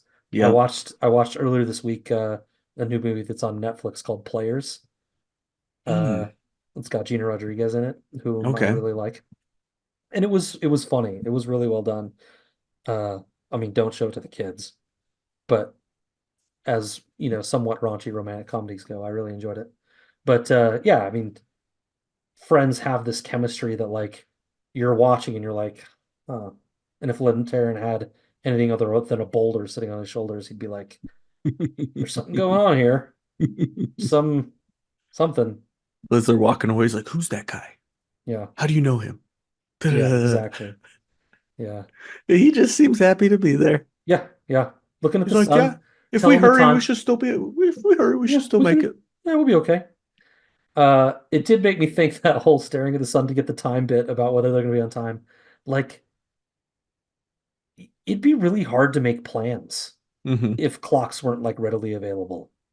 Like you'd wait an hour plus for someone to show up just because like, was I early a little Yeah, bit? just like that Are they just a window of little late? Like, time. yeah, there's a Like window here, it was like just understood that, it's getting on to afternoon, yeah, but like maybe they, you know, I don't know, we're maybe they're like we just live in like a 5 minutes is late exactly. society, but for them it's We got to give like an hour. the sun's over there now. They're getting late. It's been a Yeah, bit. exactly. Like Not you there can't anymore. It's there. you can't plan a busy afternoon. You got like you're squeezing in like one to two things in an afternoon, Right. tops. You're not like this store, meet this guy, go do this thing. Like, nope. Nope. You're doing Nope. you're doing just the two things. Nope. And in between, there's just going to be a lot of standing and people Standing watching. around, Yep. waiting. Yep. Yep. Yeah. No. Uh, what'd you think of this whole moment with Ambrose? Well, This is obviously let me preface this, then I want to hear what you say. It feels like this is meant to be, the book, as you mentioned, is called The Name of the Wind, and here he calls the name of the wind. I yeah, mean, this feels like almost the pinnacle of the story, you yeah. know? It's been leading to kind of this in terms of Kvothe's development. Um, it launches him into a new stratosphere. What did you think of it? It's interesting the way you put it. It's the pinnacle of the story in the same way that we all waited for Luke Skywalker to show up in episode 7 and we got him at the very end of episode 7 and it was like a letdown. I don't know what I expected him to do with the name of the wind, but it is the name of the book. And I don't know, it's cool. What he does is cool. I like what happens following it, like when Hmm. the trial and how they explain it and the, expulsions, all that stuff that's coming. Um, I like the result of it. But the moment itself, I don't know. It Just didn't it happens. didn't it didn't do a ton for me. Did Yeah. you? No? I do like uh the how it's connected to the loot. Yes. Obviously that loot has become such an anchor piece in his mind. Yes. Yeah. Um, from obviously it being the one thing he had left when his Hmm. family was killed, to that loot being destroyed in Tarbine, Hmm. to how it kind of became a bit of his saving grace in those lean beginning years at the university when he's able to buy one, Yeah. to now um, to now this. Yeah. He should have dove at the stone ground and just like Just allowed it to like land on him. Yeah. yes. Yeah. Right. Instead of like It's interesting, isn't it, how he's like he's giving his loot human qualities. hmm. Like Yeah. you need to Needs to stretch in the sun. the loot might enjoy the feel of a little sun on its strings. If you Hmm. aren't a musician, I don't expect you to understand. I'm a musician, I don't And you understand. don't understand. I don't want the sun. Like Touching your it's not instrument. great for it, you Yeah. know? Hmm. Yeah. The song Ambrose sings, Lame. insulting, but like there's no rhyming. That's what I was gonna say. There's no sense of meter to it at all. The It's iambic like pentameter is yeah, that's a big phrase. it's missing is the It's word you're not looking there at for. all. Yeah, yeah. Non-existent. There's let's see, 8 syllables, 7 syllables, 7 syllables, 8 syllables. Like if you try to like I It try to like doesn't chop it work. up a few It times does, and yeah, it doesn't work. yeah, Yeah. like I can't figure No. it out. It's No, pretty there awful. once was a rabble named Kvothe, whose tongue was quick at quipping. The masters thought him clever and rewarded him with whipping. It's like he did it on Okay. purpose. Like if he had said and rewarded him with a whipping, like even that sounds better than and rewarded him with whipping. Uh-huh. Like Yeah, it's like Pat tried to make it sound jarring. He he talks did about for Ambrose's sure. poetry like it sounds like a kid with a broken leg falling downstairs or something. Remember how he Hmm. describes Hmm. Ambrose's poetry? This is a good example. It doesn't sound good at It all. doesn't sound great. No. Well, and the reason is obviously because he's trying to mimic what Kvothe did to him. Yes. He wants a viral video Yes. and he doesn't get it. Like, But you'd think he would be, I think Ambrose is the type of guy that would actually, maybe not, maybe he's so vain he doesn't care, but I would think he's the kind of guy that lays awake at night some and is like, I'm going to write some verses that suck for him. oh, 100%. I'm going to be ready to do this when the time comes. Hmm. And it But ends up being awful. but it's And he tells terrible. everyone like, "Sing it with me." Yeah, And yeah. as far as we know, nobody did. Everyone's like, how? It does no sense of form or rhyming or anything to make it easy to sing. Yeah. Uh, All yeah. right. He raised his hands like an orchestra conductor gesturing with my lute like a baton. But there's no sense that anyone joined in. Right. Yeah. Yeah. Crickets. Uh, I only have one more thing for this chapter, and it's back with from the Devi stuff. Uh, and I've got to start Oh checking yeah. myself because the 7 word thing happens a lot. Mm. A lot. in that section. And then I started looking at some of the things that Elodin says to him, and it happens there too. And so I'm Mm, starting to wonder if seven is just a really common number of words for a sentence, and that I've been overthinking this whole thing. it is possible. But she does it a lot. Hmm. Anyway, Denna does? she does it a lot. Kvothe does it too, Yeah. but I think she does it more than he does. Interesting. Yeah. Interesting. Someday maybe I'll just Yeah. go count all of them. Go back through the whole book again. Yeah, I mean, I only have to pay attention if it's a Denna chapter. But Sure. you got anything else? Lord's work, Scad. No, no, I'm ready to go on. Hands against me. Hands against me. Kvothe slept a full 18 hours. I would love to do that. Like, I can't sleep 5 hours anymore without having to go pee. Sure, it's a prostate issue. Um, he slept a full 18 hours before being called to appear before the masters on the horns. Okay, great. Kvothe had formally accused Ambrose of theft, destruction of property, and conduct unbecoming a member of the Arcanum. Ambrose, bruised, limping, and in a sling, had accused Kvothe of malfeasance. It's a great word. I like that word. Malfeasance, Hmm. for which, if convicted, Kvothe could be whipped and expelled from the university. After hearing both sides of the story, the masters began to look at all the charges. Ambrose was convicted of destruction of property and ordered to pay Kvothe 9 talents and 6 to replace his broken lute. The penalty for theft was up to 2 lashes and a talent. And Kvothe surprised everyone by not seeking any lashes. He'd be the bigger man here. But the Hmm. talent he'd take. Hem, of course, voted against all of these actions, while almost every other master voted to convict Ambrose of both charges. Just in case anyone's keeping score. For the charge against Ambrose of conduct unbecoming a member of the Arcanum, Kvothe sought for Ambrose to be expelled, citing the fact that a person of his nature who demeans a fellow student and destroys the only thing that student holds dear is not someone they want to send out into the wide world as an arcanist. Specifically remembering the reputation that had built up over the years of people of that title. Despite this compelling argument that Kvothe saw had swayed at least some of the masters, the vote to expel failed, and Ambrose remains a student. Now, on to Kvothe and his charge of malfeasance.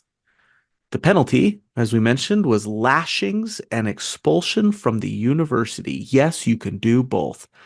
Kvothe's claim that he had no idea what he'd even done was heard but not heeded, and the vote to expulse passed unanimously by all 9 masters. Final verdict: 6 lashes and expulsion. Kvothe's life was over, just like this chapter. Hmm. Did we decide to combine this one? Because I can It's just up keep to going you. if so. If you want, Or up we to can you. talk about it a little bit and just jump right in. I don't have much on this chapter, to be honest. It's a trial. Yeah. They argue the merits of the case. We can talk about that a little bit. I don't have much though, do you? Just that this university discipline, we've talked about it before, it's effed up beyond imagination. A little bit. So many things wrong with this. Yeah. Like, obviously, uh, the fact that you can whip someone and then kick them out just feels like wrong to me. Can we do it in the opposite order and I'll just leave? Right? Like, we're gonna whip you Save myself the whipping. and then we're gonna make you leave. Yeah. Like, just Yeah. kick them out. Yeah, What's that's the true. whipping for at that point? Yeah, that's Um, true. there's no due process, it seems like, in any of this. Mm, Like, Kvothe, it happened yesterday. He slept for 18 hours, then he immediately has to get on the horns. yeah. Like, there's no time to even really figure out what he what he did, you Yes. know? Yeah. I You just know feel like what? there should be some time for due process here. There's got to be a happy medium between finding stolen unreturned documents in July of 2023 and not yet starting a trial, Yeah. and you must stand trial the very next day Right. and then be whipped the following day. Uh-huh. There's got to be some happy medium Some sort of in between the between. two. Right. Uh, Whereas destruction of property is like, I just got to pay for it. That's it. yeah, right. That's the only penalty for that one. Just pay for it. No big deal. Yeah. I did enjoy the little logical sparring about Sure. it's I it's didn't cover it's it here, but it's ridiculous to argue that you can't destroy something you've stolen. Of course you can. So he right. stole it and he destroyed it. Oh, him. But which is a good argument, but why should you have to pay for it twice? Hmm. Right? Like the effect on you is that you don't have it. Correct. Whether he stole it and destroyed it or just stole it and didn't destroy it, you don't have it. He just needs to replace it. So Hmm. you should just pay it once. Right? Like even though I appreciate the logical argument, he should only have to pay once. Right. Right? Like it didn't, I mean, it hurt you You psychologically that he pay for the destroyed it, I item. guess. Yeah. And it's the psychological damage that was done, I guess, is worth another talent. Punitive damages, Yeah. It's worth. 83.3 million extra dollars. Right. Yeah. Yeah. Yeah. Uh yeah, perhaps. So I enjoyed the chapter, but I don't have a ton to say about it. I guess Yeah. um Kilvin didn't vote for didn't back Kvothe on the suspension vote. A few people Nope. did, but Kilvin did not. Nope. And Lauren does. Hmm. So it's not all politics and popularity then. Seems like they are, you know. Yeah. There's some pragmatism Yeah, or, yeah, yeah, it's some interesting. principles, maybe. I don't know. Yeah, Even just like how they get an extra half a vote, the chancellor gets that half a yeah, vote, but there's nine yeah, masters anyways. yeah, You'd think the half would be the tiebreaker, yes, but there's nine, so there's already not going to be a tie. So what's the yes, half for? It's yeah. completely unnecessary. In case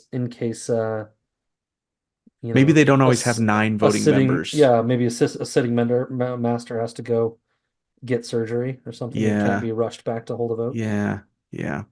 That's what I thought too. Maybe they don't always have nine voting. I mean, it makes sense. They must get vacation occasionally and go somewhere. Yeah, A Loden you gotta have certainly someone on can't the be horns. trusted to show up all the time. Or like if there's one where, I mean, actually, I guess we would have already had it, where there's a conflict of interest. Like, Hmm. I don't know why Hem should have been able to vote on his own trial the first time, Sure. right? Like, that seems not very fair. Yeah, You're sure. somewhat biased in this, Yeah, since you're the one bringing the charges. yeah. Yeah. 100%. All All right. right, Clarence Thomas, get out of the chair, man. Well, the good news is that chapter 86 happens immediately after chapter 85. Yes, right after. These Very whole that second.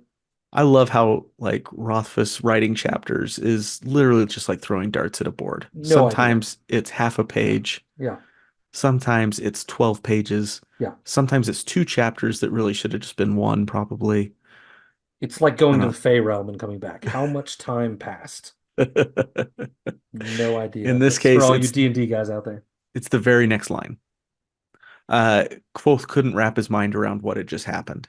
Expelled. He was expelled from the university. He barely heard the chancellor ask, as was customary, if there were any that were in favor of suspending expulsion. And all, starting with Elodin and accepting him, raised their hand. Expulsion repealed, the chancellor declared, and then asked, almost expectantly, if there were any further issues. Elodin spoke up immediately, saying, I move that Kvothe be raised to the rank of Raylar. The motion passed, with everyone, again except him, voting in favor. The chancellor hastily declared the motion as passed. Kvothe would be raised to Raylar with Elodin as sponsor and adjourn the meeting. I spoke that very quickly because it happened very quickly. Hmm. Kvothe was as confused as anyone, especially Ambrose, when Elodin invited him to go for a walk. As they were walking, he explained the history of the university and how early initiates into the Arcanum proved their worth by demonstrating they could see things for what they really were. These were the Elir, or seers. To advance to Raylar, which means to speak, they had to learn to speak names, which Eladin explained are what shape the world. A man who can speak them, he said, is on the road to power. It was magic, real magic. He then explained that what Kvothe had done yesterday was call the name of the wind, and the wind listened and obeyed, just as, and he demonstrated by calling over an errand boy by the name of Nathan and asking him to take his robes to his room. Nathan heeded Eladin because of Eladin's authority as a master, and just like that, the wind heeded Kvothe because he was Raylar. But Kvothe still didn't understand how he called the name of the wind if he didn't know how. Eladin explained that each person has two minds, a waking mind and a sleeping mind. The waking mind is what we deal with every day. It's thinking, it's talking, it's reasoning. But the sleeping mind is the most powerful of the two. It's the part that dreams, that remembers everything, that gives intuition. It knows the name of things that the waking mind doesn't. Kvothe's sleeping mind was awakened apparently through the trauma and strong emotion caused by Ambrose breaking his lute. Like a hibernating bear jabbed with a stick, Eladin says. The waking mind didn't know how to handle the arousal of this sleeping mind, which is why Kvothe went numb. What Eladin spoke to him in Kilvin's office then was a name that settled the bear and put it back to sleep. They needed to rouse it a little more slowly to bring it under Kvothe's control. This was all nuts, and Kvothe still didn't understand.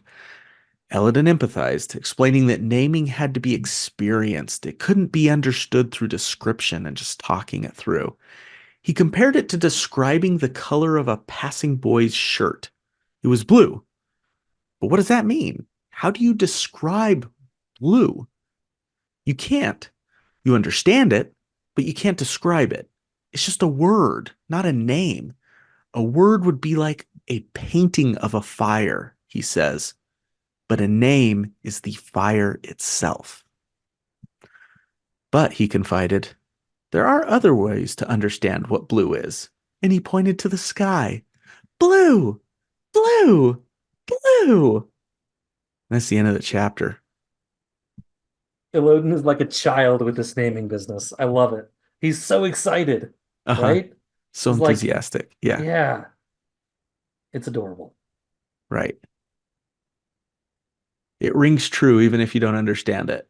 Yeah. Like, I heard it in a church setting once. Hmm. Um, they're like, because you're trying to describe what it feels like to feel, what we'd call like the Holy Spirit or those feelings of the Hmm. Holy Spirit. And it's kind of indescribable. Yeah. And it's like, one guy was saying that he was just trying to describe it to somebody. He's like, well, I really can't describe it. And the guy said to him, well, then how do you know you really felt it if you can't describe it? And he said, well, you know, taste this and a little packet of salt and put it on his hand, tasted it, and put it on his finger and tasted it. What does it taste like? Well, it tastes like salt. Yep. Okay, well, describe salt to me. What does Yeah. salt taste like? Well, it's not sweet, but it's not bitter. And the guy stopped. No, no, you're telling me what it doesn't taste like. Tell me what it does taste like. Hmm. Describe it to me. And you really can't. It tastes like salt, right? Right. Uh, it's the same thing here. So Yeah. it's kind of a little mind effer, but Yeah, it's true. And we kind of, I wonder, like, yeah, it like salt is unique enough, but like, we don't need any other words for it. That it's yeah, just salty. it's It's an salty. adjective. Yeah. It's an adjective and a noun. And you recognize And it in other things, yeah, you don't need any other names for it. It is what it is. But you're right, describing it, giving it properties. Well, you could describe, its graininess, but that's not about its taste. Hmm. Taste is just salty. That's enough. Right. We know what it is, and so that's enough. Yeah, it's interesting. And he talks about using words to describe names as you can't do it. Which is kind of similar to the story you just told, right? You can't use words to describe names. Names are. You can't do it. Hmm. The fire itself, I liked that line too. I also like words are pale shadows of forgotten names. Ooh, yeah. Meaning like, it kind of alludes to the fact that maybe more people used to be able to name, right? Hmm. But then they kind of lost the ability or forgot how to see maybe, or something, practice, it fell out of practice. And so now they just use these words instead of names that are just pale shadows of the things that more describe what they are, but don't have their essence of what they are. Yeah. So interesting. Yeah. More It's on a, that later, more I on that guess, later. because we don't Maybe. get much here. Yeah. Yeah. Uh yeah, so I guess we get some background to Ehlers and Raylars and Hmm. the story he tells. It Everyone at the university sounds like back then in this. I think of it loaded in this chapter. He's like a guy that loves old timey baseball. Like he knows, like he studied the old greats, right? He knows all about Honus Murder's Row. Wagner and Yeah. like yeah, he knows all the old guys, and he like wishes we were back in those days, a simpler time or something. He seems to kind of want to go back to this smaller university where these hidden arts were more the focus than all Yeah. these other things. Hmm. But it sounds like these words, the Elir came, that like everyone is given the assumption that they have the ability to see the world to some degree, right? And that when they can start putting names to that, that's when they get elevated. You're Like right. Yeah. at least on the naming side.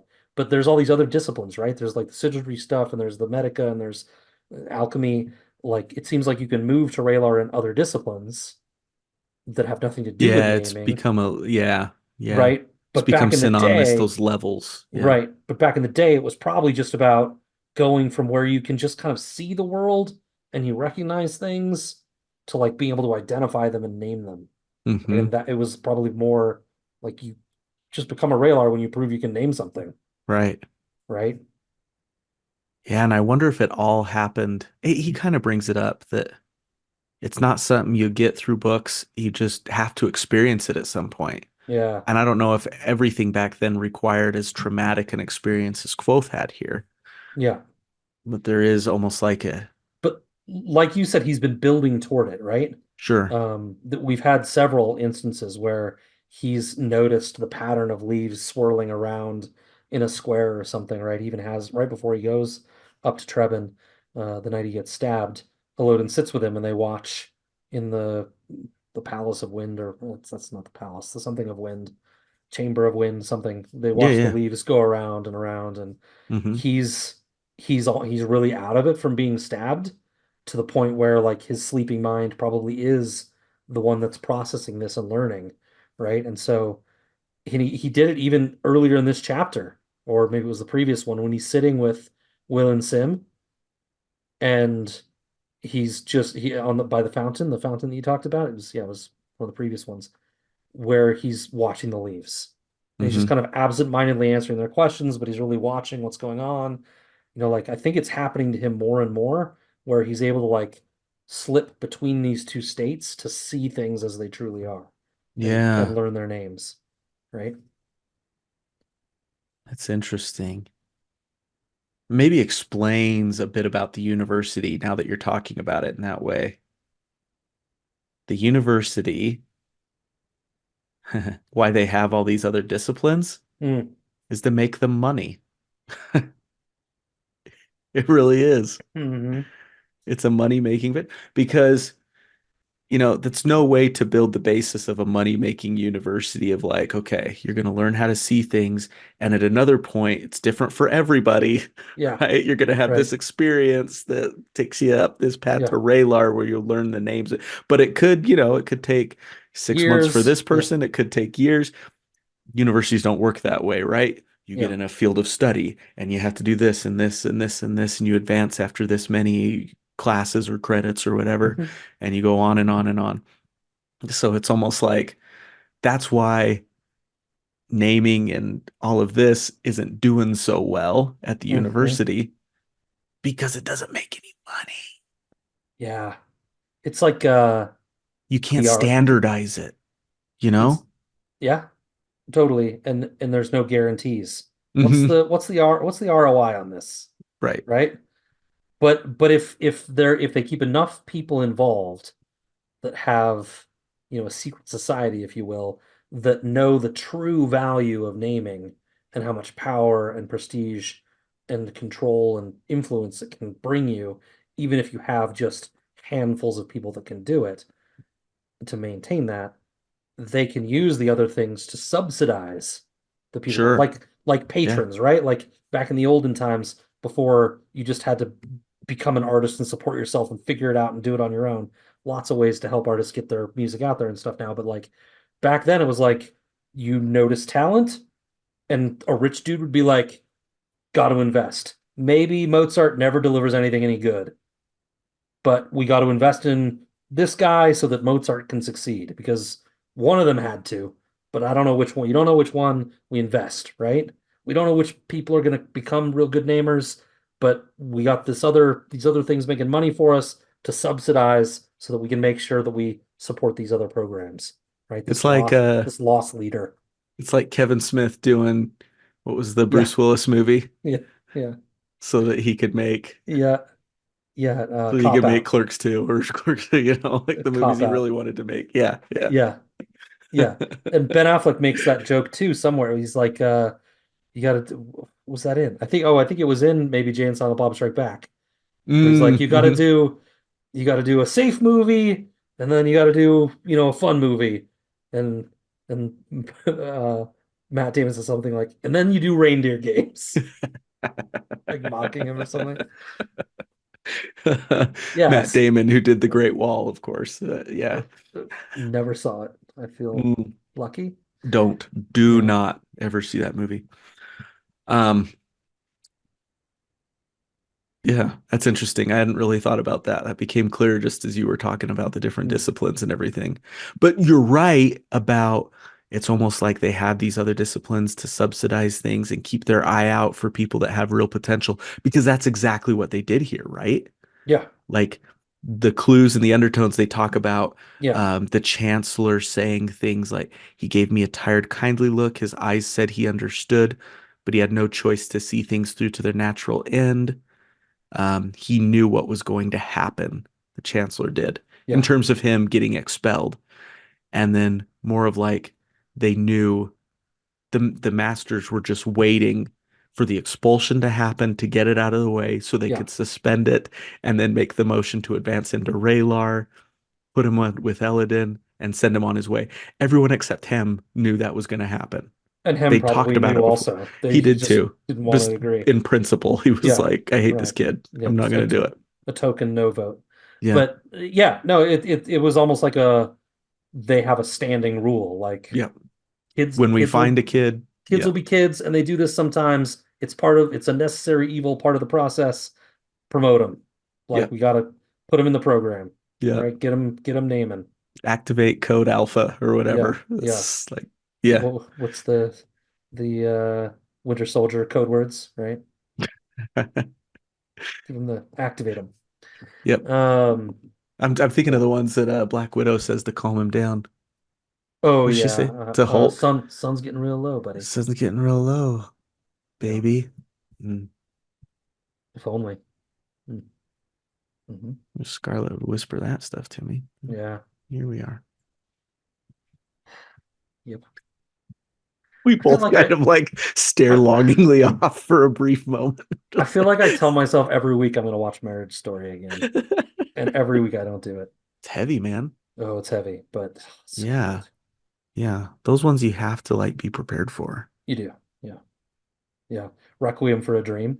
Ooh, that's maybe the heaviest of them I've, all. yeah, I've watched it twice. It's like I can't. I want to watch it. I own it, but I doubt I'll ever watch it again. Yeah, I've seen it It's too once, and it's too hard. Yeah. that was plenty. Yeah. Too hard. Too hard. Uncut Gems. I've talked Yeah. about that one. I've never been more stressed watching a movie than the Uncut Gems. It's a It was stressful great, and one I for was glad I sure. watched it, but Yeah. I was just on edge the whole time. Yes. Totally.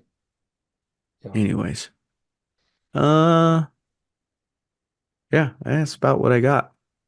All right. Should we go on to boldness? Yep. Kvothe chats with his blood riders, Will and Sim, over the madness of Elodin. He may be his sponsor and he may have saved him from expulsion, but the man is crazy. All the things he says about naming sound impressive, but they don't mean anything. While Loden did save him from expulsion, he did not save him from the whipping, much to Sim's frustration, who thinks the whole practice is barbaric. And he's right. Kvothe makes his way to Mainz to meet with Auri. He gives her honey wine with a question at the bottom, and she gives him a wooden ring that keeps secrets, but does not tell them. They settle in to share a meal together, Auri sharing that a wise mother owl has moved into the underthing, and that autumn leaves are blowing through as things are all a rustle there. When Auri finishes the wine, she blows on the bottle and asks, "Where's my question?" Kvothe asks Auri if she would show him the underthing. Kvothe, I thought you were a gentleman. Imagine asking to see a girl's underthing. She's having a little joke at his expense, of course, and thinks it wonderful. But she agrees to take him into her home. Auri gives him the full tour of the pipes and tunnels that make up the underthing, giddy and excited to show off her abode. Deeper and deeper they went. The underthing was vast. And as they went deeper, the pipes were replaced with squared off hallways, rotted stairways, doors on rusted hinges, a true ruin of former buildings. Through bottom, the name that Auri has given it, is a big room that neither of their lights could reach the top of. It contained big, ancient machines rusted over, and the wooden pieces sprouting fungus, copper pillows also rusting over with verdigris, a word I had to look up, a 3-story tall water wheel sitting in the middle of what looked like a now dry canal. This was a functioning, advanced society buried hundreds of feet deep below ground. Machines whose purpose he couldn't even fathom, laying here for seeming centuries undisturbed. But there didn't seem, and that's how the chapter ends. There didn't seem. Next is an interlude chapter, uh, Banger. an important interlude that we'll get to in our final episode covering the Name of the Wind. But for now, the mysteries of the Underthing will need to wait because the Remain chapter ends. mysteries of the underthing. There didn't seem. Dot dot dot. There didn't seem dash. There didn't seem what? We don't Mm. know for now. I don't know if you detected this too, but I'm detecting like a little more sassiness through these last few chapters From in Ari. Kvothe's telling. From Auri, Oh, we got some of the little racy jokes between Denna and Kvothe. mm, He says this like funny offhand things that make you smile, like I was moving slowly to savor all the exciting messages my body was telling me. Like little bits of sarcasm and stuff. The whole thing about keeping the bandage on to keep my head from falling mm-hmm, apart. mm-hmm. Um, just in kind of like a meta way, I wonder if that's him like becoming more comfortable telling his story to the chronicler. You know what I mean? Like Interesting. he's Like settling giving it into more flavor. storytelling mode. Yeah, and he's Mm, starting to give things a little more flavor. He's bringing up this funny joke that Ari tells him. I yeah. don't know. I sensed more of those moments, it seems like in these last, I don't know, 15, 20 chapters. At first I was going to say the way both pictures himself and the way he describes himself as the greatest storyteller ever. I'm a born actor, and he should be adding this color and flavor everywhere as soon as he started telling the story. But we also have, and you mentioned meta, maybe this is what you meant. We also have the fact that Coat is, and we've talked about it on previous episodes before, very much shifting between this old done man and these glimpses of his former self Sure, yeah. and alternating almost between them, it seems at Hmm. times, right? And so, yeah, maybe he just goes through, and maybe it's just an easy excuse for Patrick having good writing and bad writing, but like maybe he's going through these phases where he's kind of at a good point and a bad point of his storytelling. It's Yeah. interesting. Hmm. It's interesting. Yeah, there's definitely different feels though throughout. Yeah. Yeah. Uh, huh. Yeah. I'm not sure I noticed it. I'll have to try to pay attention to I just noticed there were more times that made me go that. like Little chuckles. yeah, yeah. Uh, huh. Yeah. Ari's was more of a it's kind of funny. Oh, Ari. Nailed it, Ari.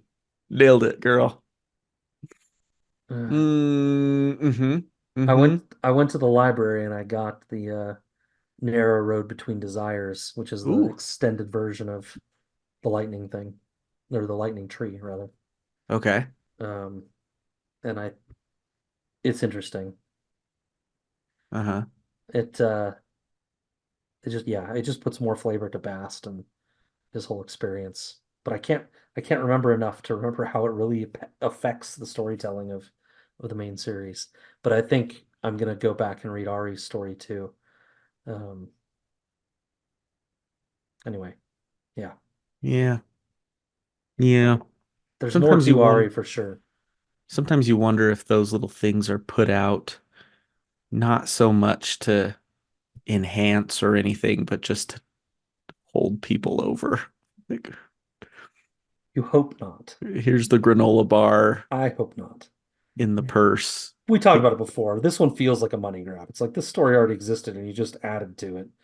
But he did like double its size almost. is that why you felt okay going to the library? Because usually you're not a library guy. Usually you're That's I'm just gonna well, buy it.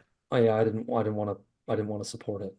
Yeah. But I felt like I should. I don't Not know. that you Like don't no other. support libraries, but generally I'm gonna go and buy it. Yeah, I like to buy books. I like Yeah. to It's just your pay preference. authors. Hmm. Yeah, I mean they're richer than me, but I like to pay authors for their work, artists, and I don't know. They do get paid to have their books in libraries. We'll just point that out. Less. My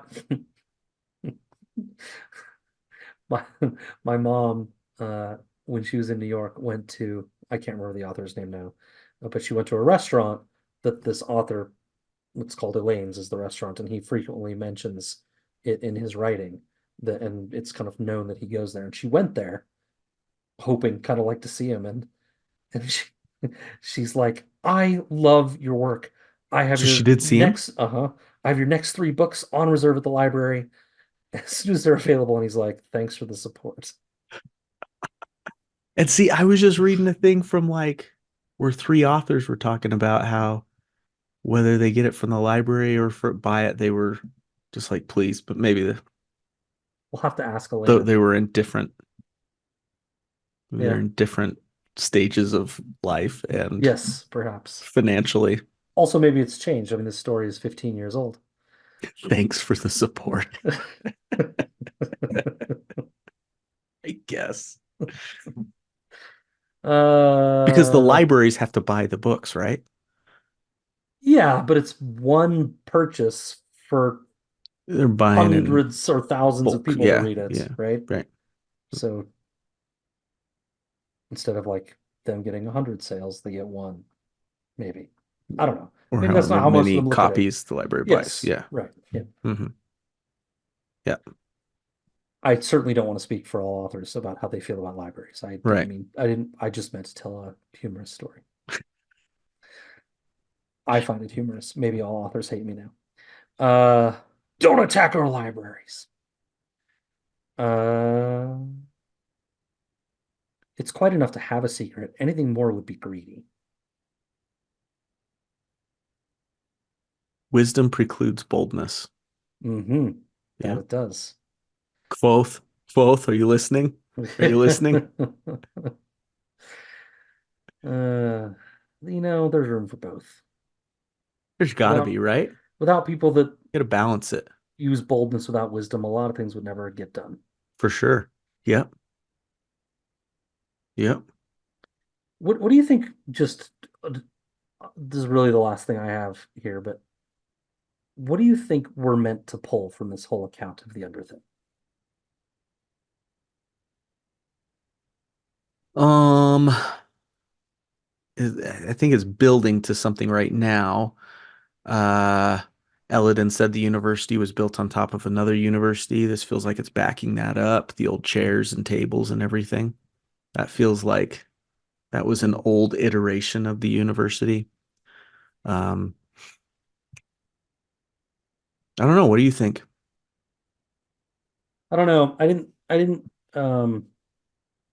Obviously, there's machinery down there Yeah, that's where my head goes. It feels like he spends a lot of time talking about the machines down there and mentions that he doesn't recognize them and what they do. No, he's not. Certainly doesn't know all about all machines, but I wonder if we're meant to think like this was actually a more advanced society in some way. Mm.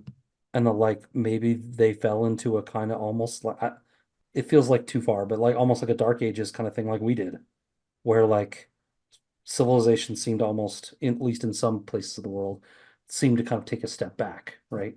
It's lost. Other Yeah. civilizations were certainly progressing at that same time, right? But the European civilizations like regressed for like several hundred years, right, as they kind of fell behind. And I wonder if something, whether it was the creation war or something else that kind of caused them to lose this technology or the knowledge about it or put it away for a time because they thought it was driven by demons or what it was, right? Hmm. But he doesn't seem to really know what these machines are, and he's a smart guy, traveled a lot of the world, seen a lot of things. Right. So I don't know. I wonder if we're just meant to think like what was the world like before? Sure. Yeah.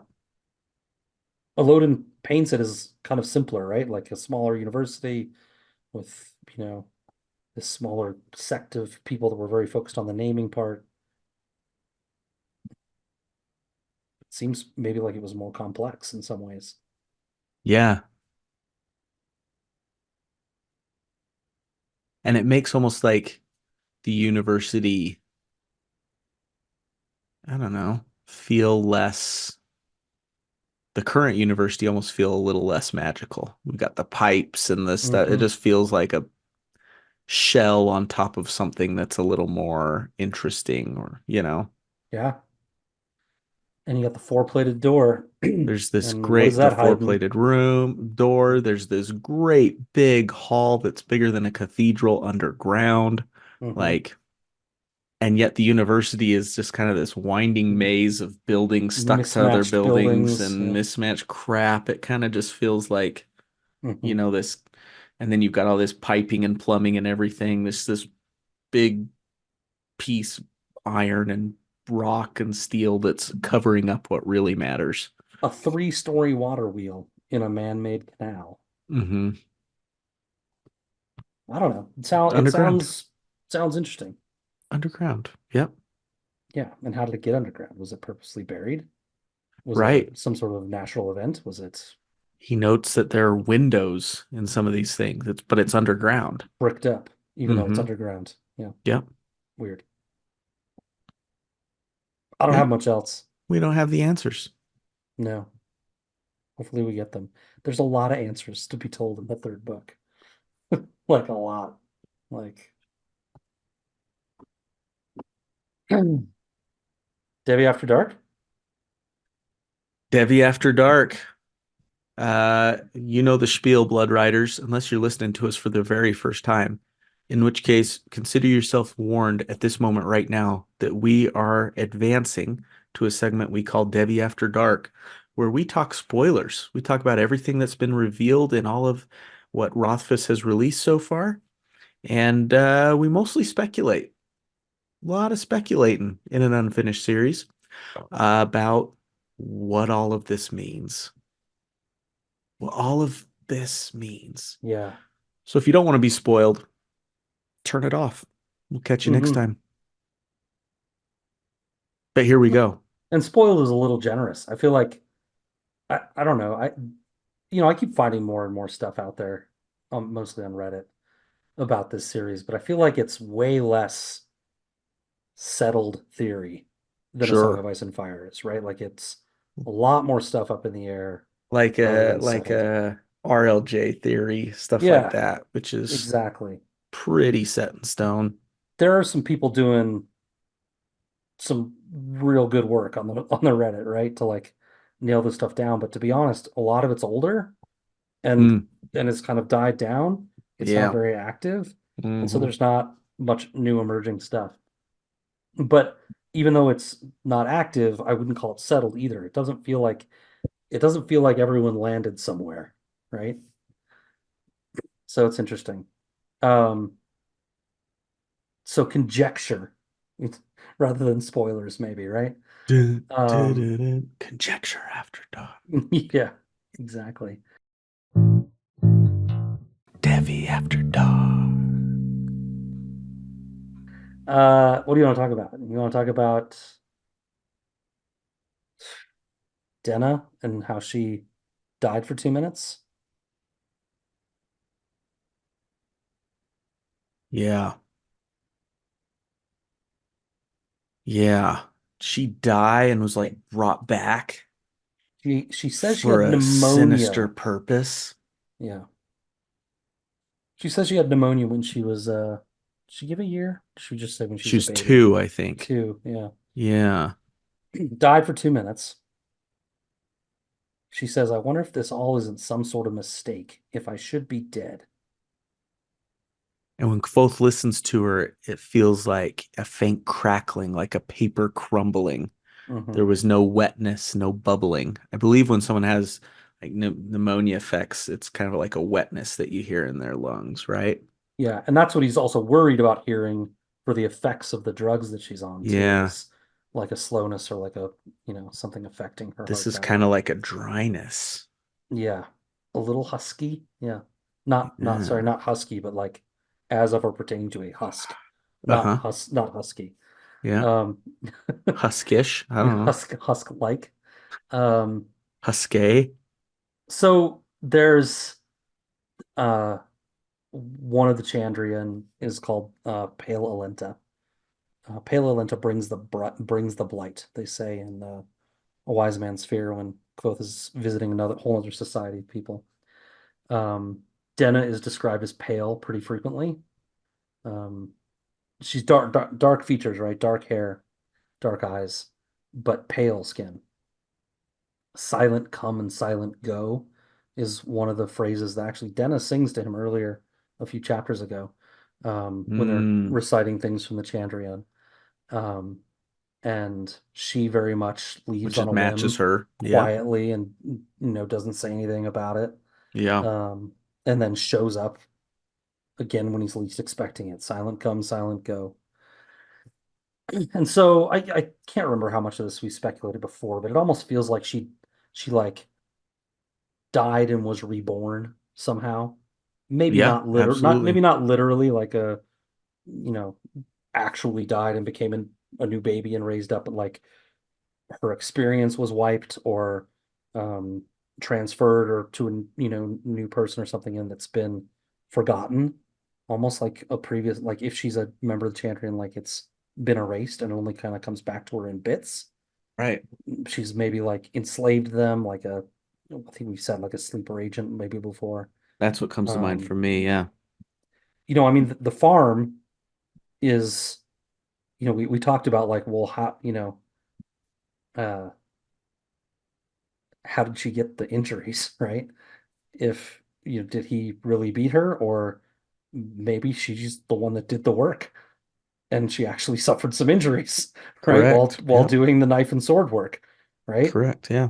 um it's possible she did the work. It's just Chandrian work and she was summoned to do it. um I don't know, it feels, I- there are a lot of people out there that believe she is a Chandrian, um or that she's working very closely with them. um It's compelling.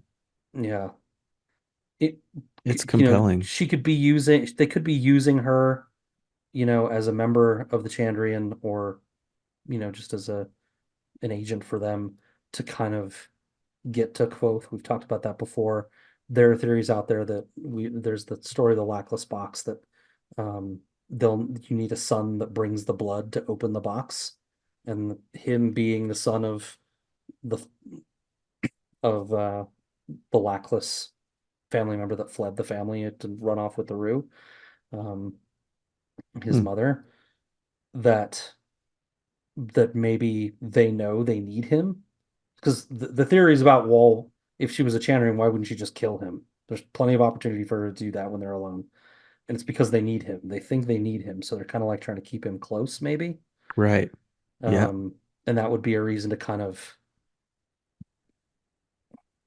make her simpler. It's not a very nice way to put it, but like take away some of the Chandrian harder edges and make her just a girl, if that makes sense, Hmm. right?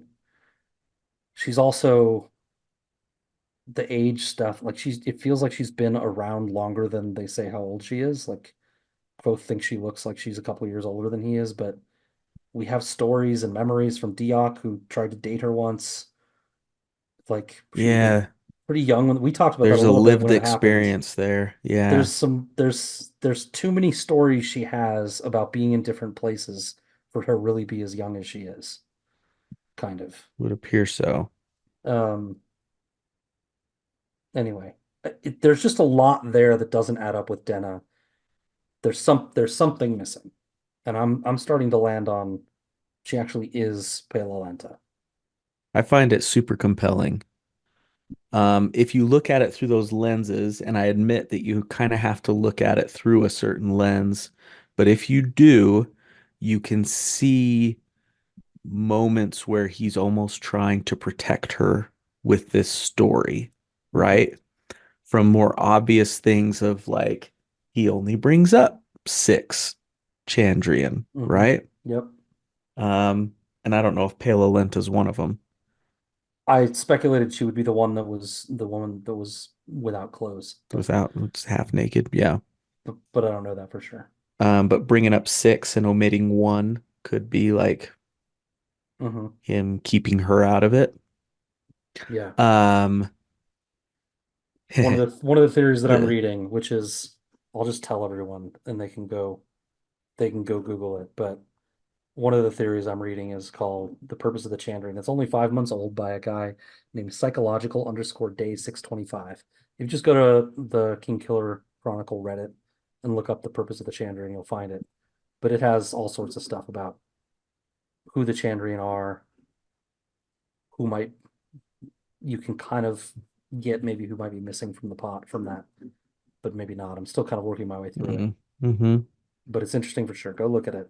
Anyone looking to go deeper on this, go look that up. Reddit's definitely the place for those types of things. Yeah. Yeah. Um, I like that he's even like he said it was also agreed upon that the demon beast had been responsible for the destruction of the Mothin farm. A reasonable conclusion. Trying to convince them of anything else would be a yes. pointless waste of my time. You Yes. know, if it like what you were saying to if Denna had done the slaughtering and he's wanting to protect Denna, yeah, it would be a pointless waste of his time to try to convince them otherwise. Let them believe that it was the Draccus that did it. Yeah. Yeah. Don't be ridiculous. The last thing I needed to do was somehow implicate Denna in all of this. He Yep. literally says it, Yep. right? That's the other Like one. he literally says, I don't want to he's telling the audience, us, I don't want to implicate Denna in any of this. I don't want her to get in Like trouble. methinks the lady doth protest too much. Like he's by saying that he's making me think maybe she's involved. Hmm.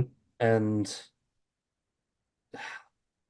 it's interesting. At the very end of A Wise Man's Fear, like the last few chapters, Kvothe is in a random bar uh, in Tarbine, and he's listening to the stories of his exploits. He does, Matt, all the things he does in this chapter pale in comparison to all the shit he gets done in the next book, I'm telling you. But he starts hearing the stories of him kind of catch up over the miles and roll into these bars. People are just telling stories about him. He's just listening to listen to them.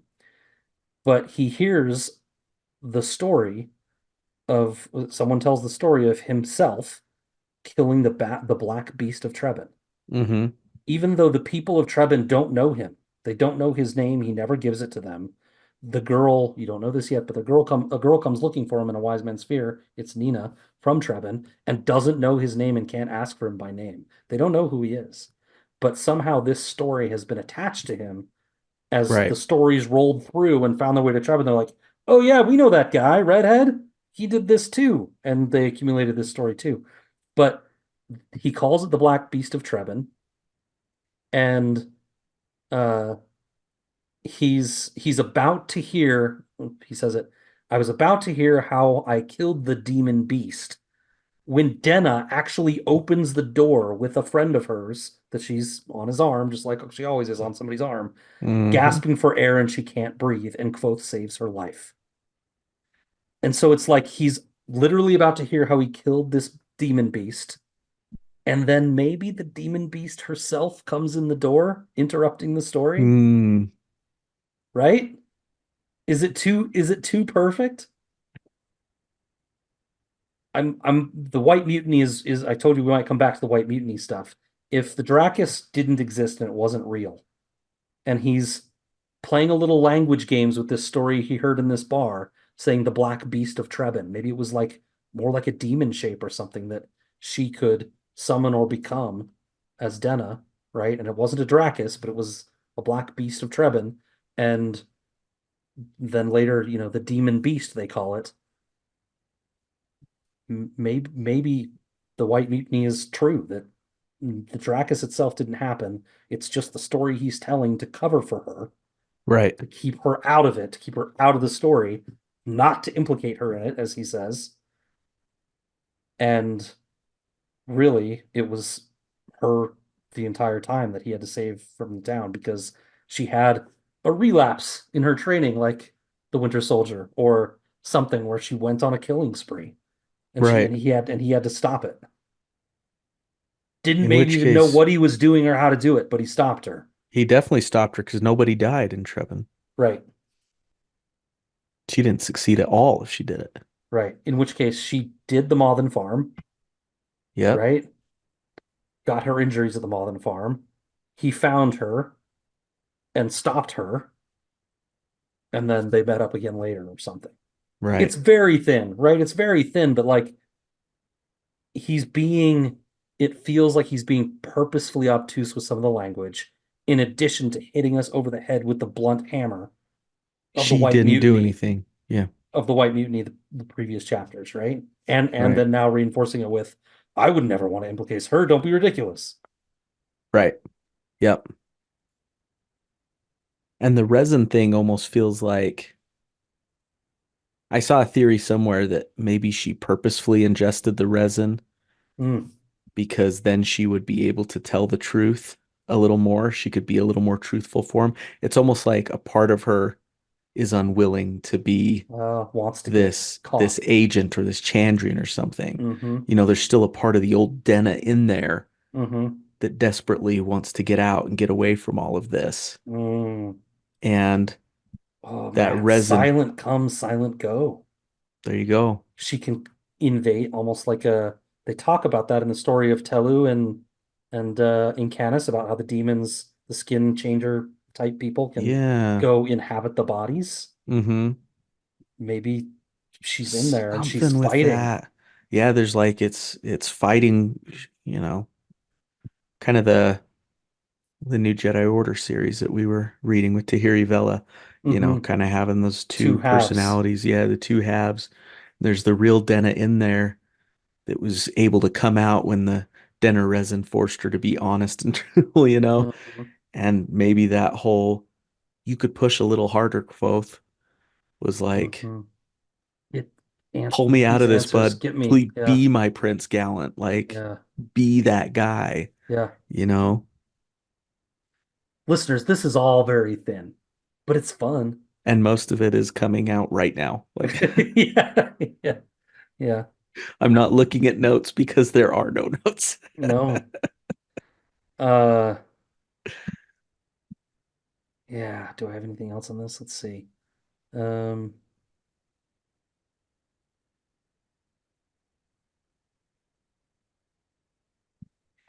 hmm, Yeah. Yep. I think there's something to it though, for sure. yeah. The, like you said, there's quite a bit of protesting.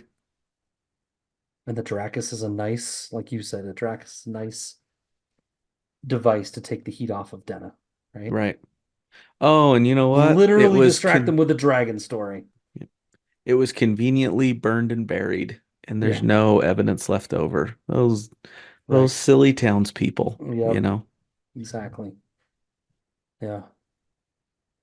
They burned him. I don't even know where because I was out. I was passed out. Yeah, They did it all while I was sleeping. yeah, asleep or up in the bluffs. Either one. Yeah, those little turds, Yeah. darn them. Uh, we mentioned the pot and the Haliax with the hood, and he's got a mirror below him, and he's got moons above him. There's a story in the Wise Man's Fear about a character named Jax who goes looking for the moon, um, and finds it, and he can use it to kind of move between worlds, like through the Fey realm. And that's part of the deal with Haliax is that he and the Chandrian maybe can, maybe can't, but maybe want to move through the Fey realm, and they need the moon and control the moon maybe to do it. Um, there's a lot in Wise Man's Fear about that. We'll get to it, but I think that it confirmed to me that confirms we know that Haliax is the one with the shroud over his head with no face, and the moons show me that he is also Jax from that story, which everyone speculated already. I've read that a bunch of times, but I think this is maybe the proof of where people believe that from. Very interesting. Yeah. Yeah, probably. I'm down. You had a note about if Kvothe reveals all he knows about the Chantrian to Will and Sim, would that place them in danger too? Yeah, man. I guess this is actually something that could probably have been discussed in the regular portion of the cast. But what do you think it is that's holding Kvothe back from telling Will and Sim everything? I mean, obviously he hasn't told anybody, not Yeah, Denna, not anybody, the whole story. Will and Sim have invested so much into him. They've proven time and yeah. again that they're ride or die with him. Like, what do you think's holding him back from just letting it spill?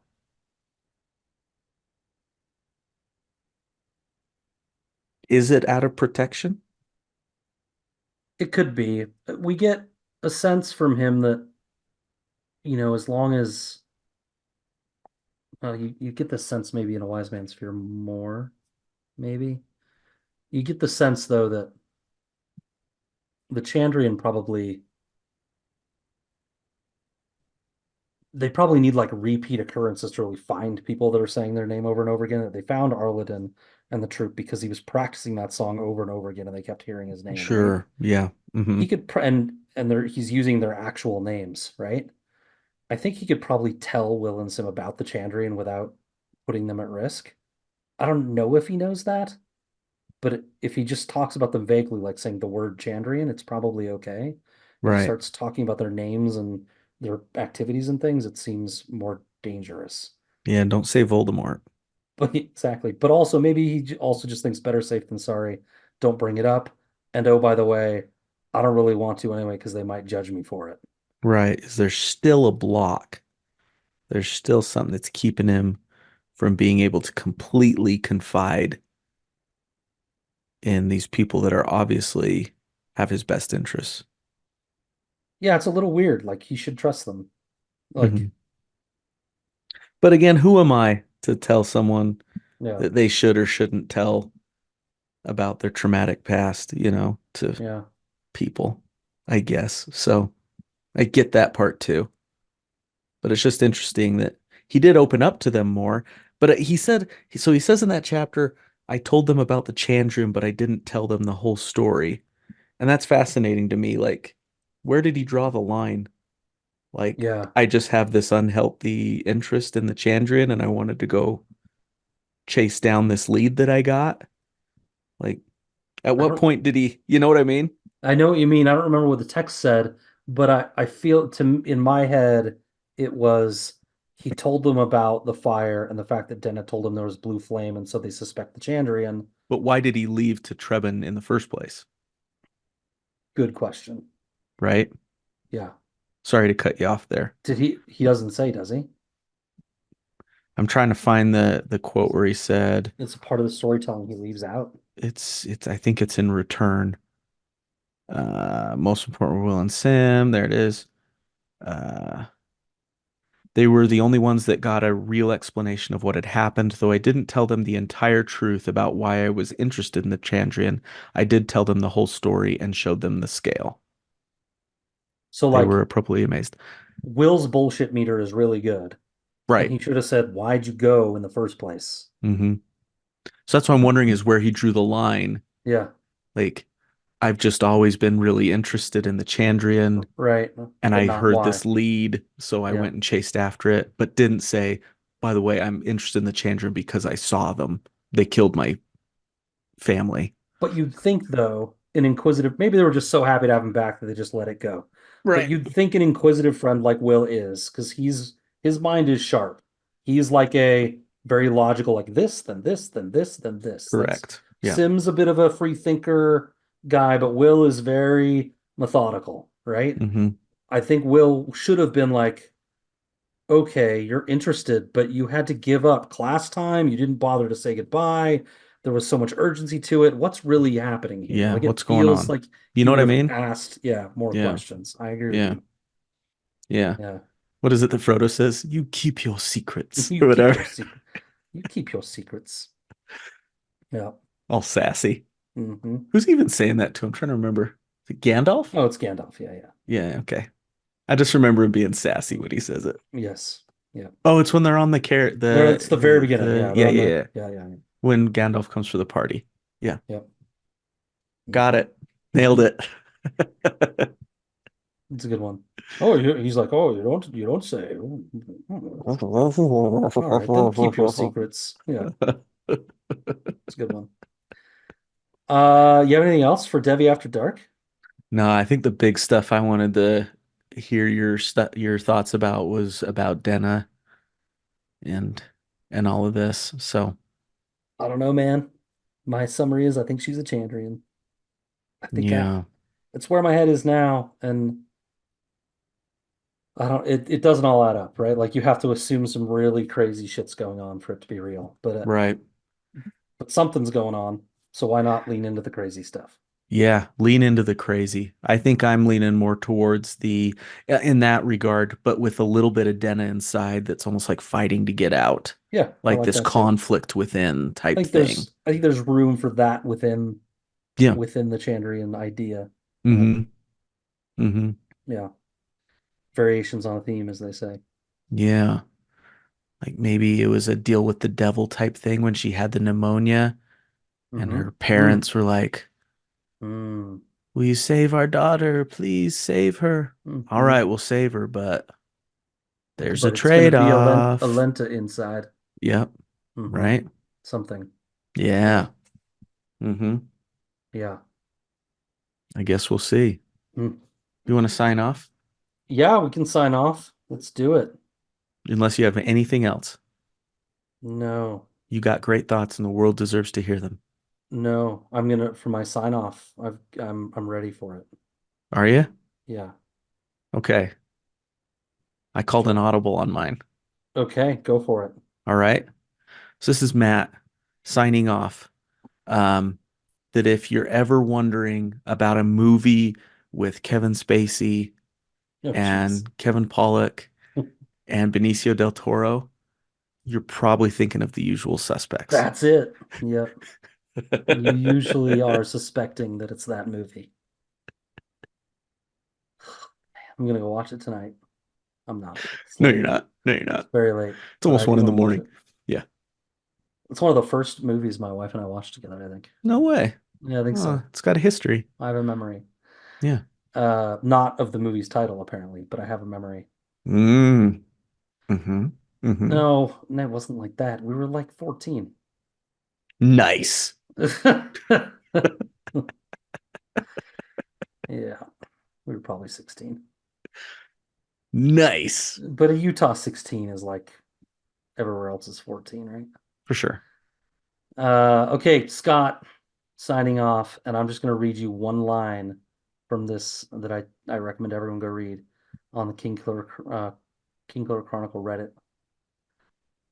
And again, search for the purpose of the Chandrian. And this says the Chandrian destroy anyone who learn or have the potential to learn that Lanre isn't Haliax. And let that bend your brain because everything we've heard is that Lanre isn't Haliax. Mm. Why you do this, Scad? Hmm. Yeah, yeah. Good Why night, would the everybody. Chandrian want to destroy anyway? Good night, everybody. Good night, everybody. Thanks a lot for that one. Yep. Join us next time for the exciting conclusion. Yes. And I'll probably talk more about this whole thing. Yeah. If you could do your homework so that you can enlighten us all, that'd be great. I will. I will do that. Save us the work. Thanks, pal. Bye, All everyone. right. Bye, everybody.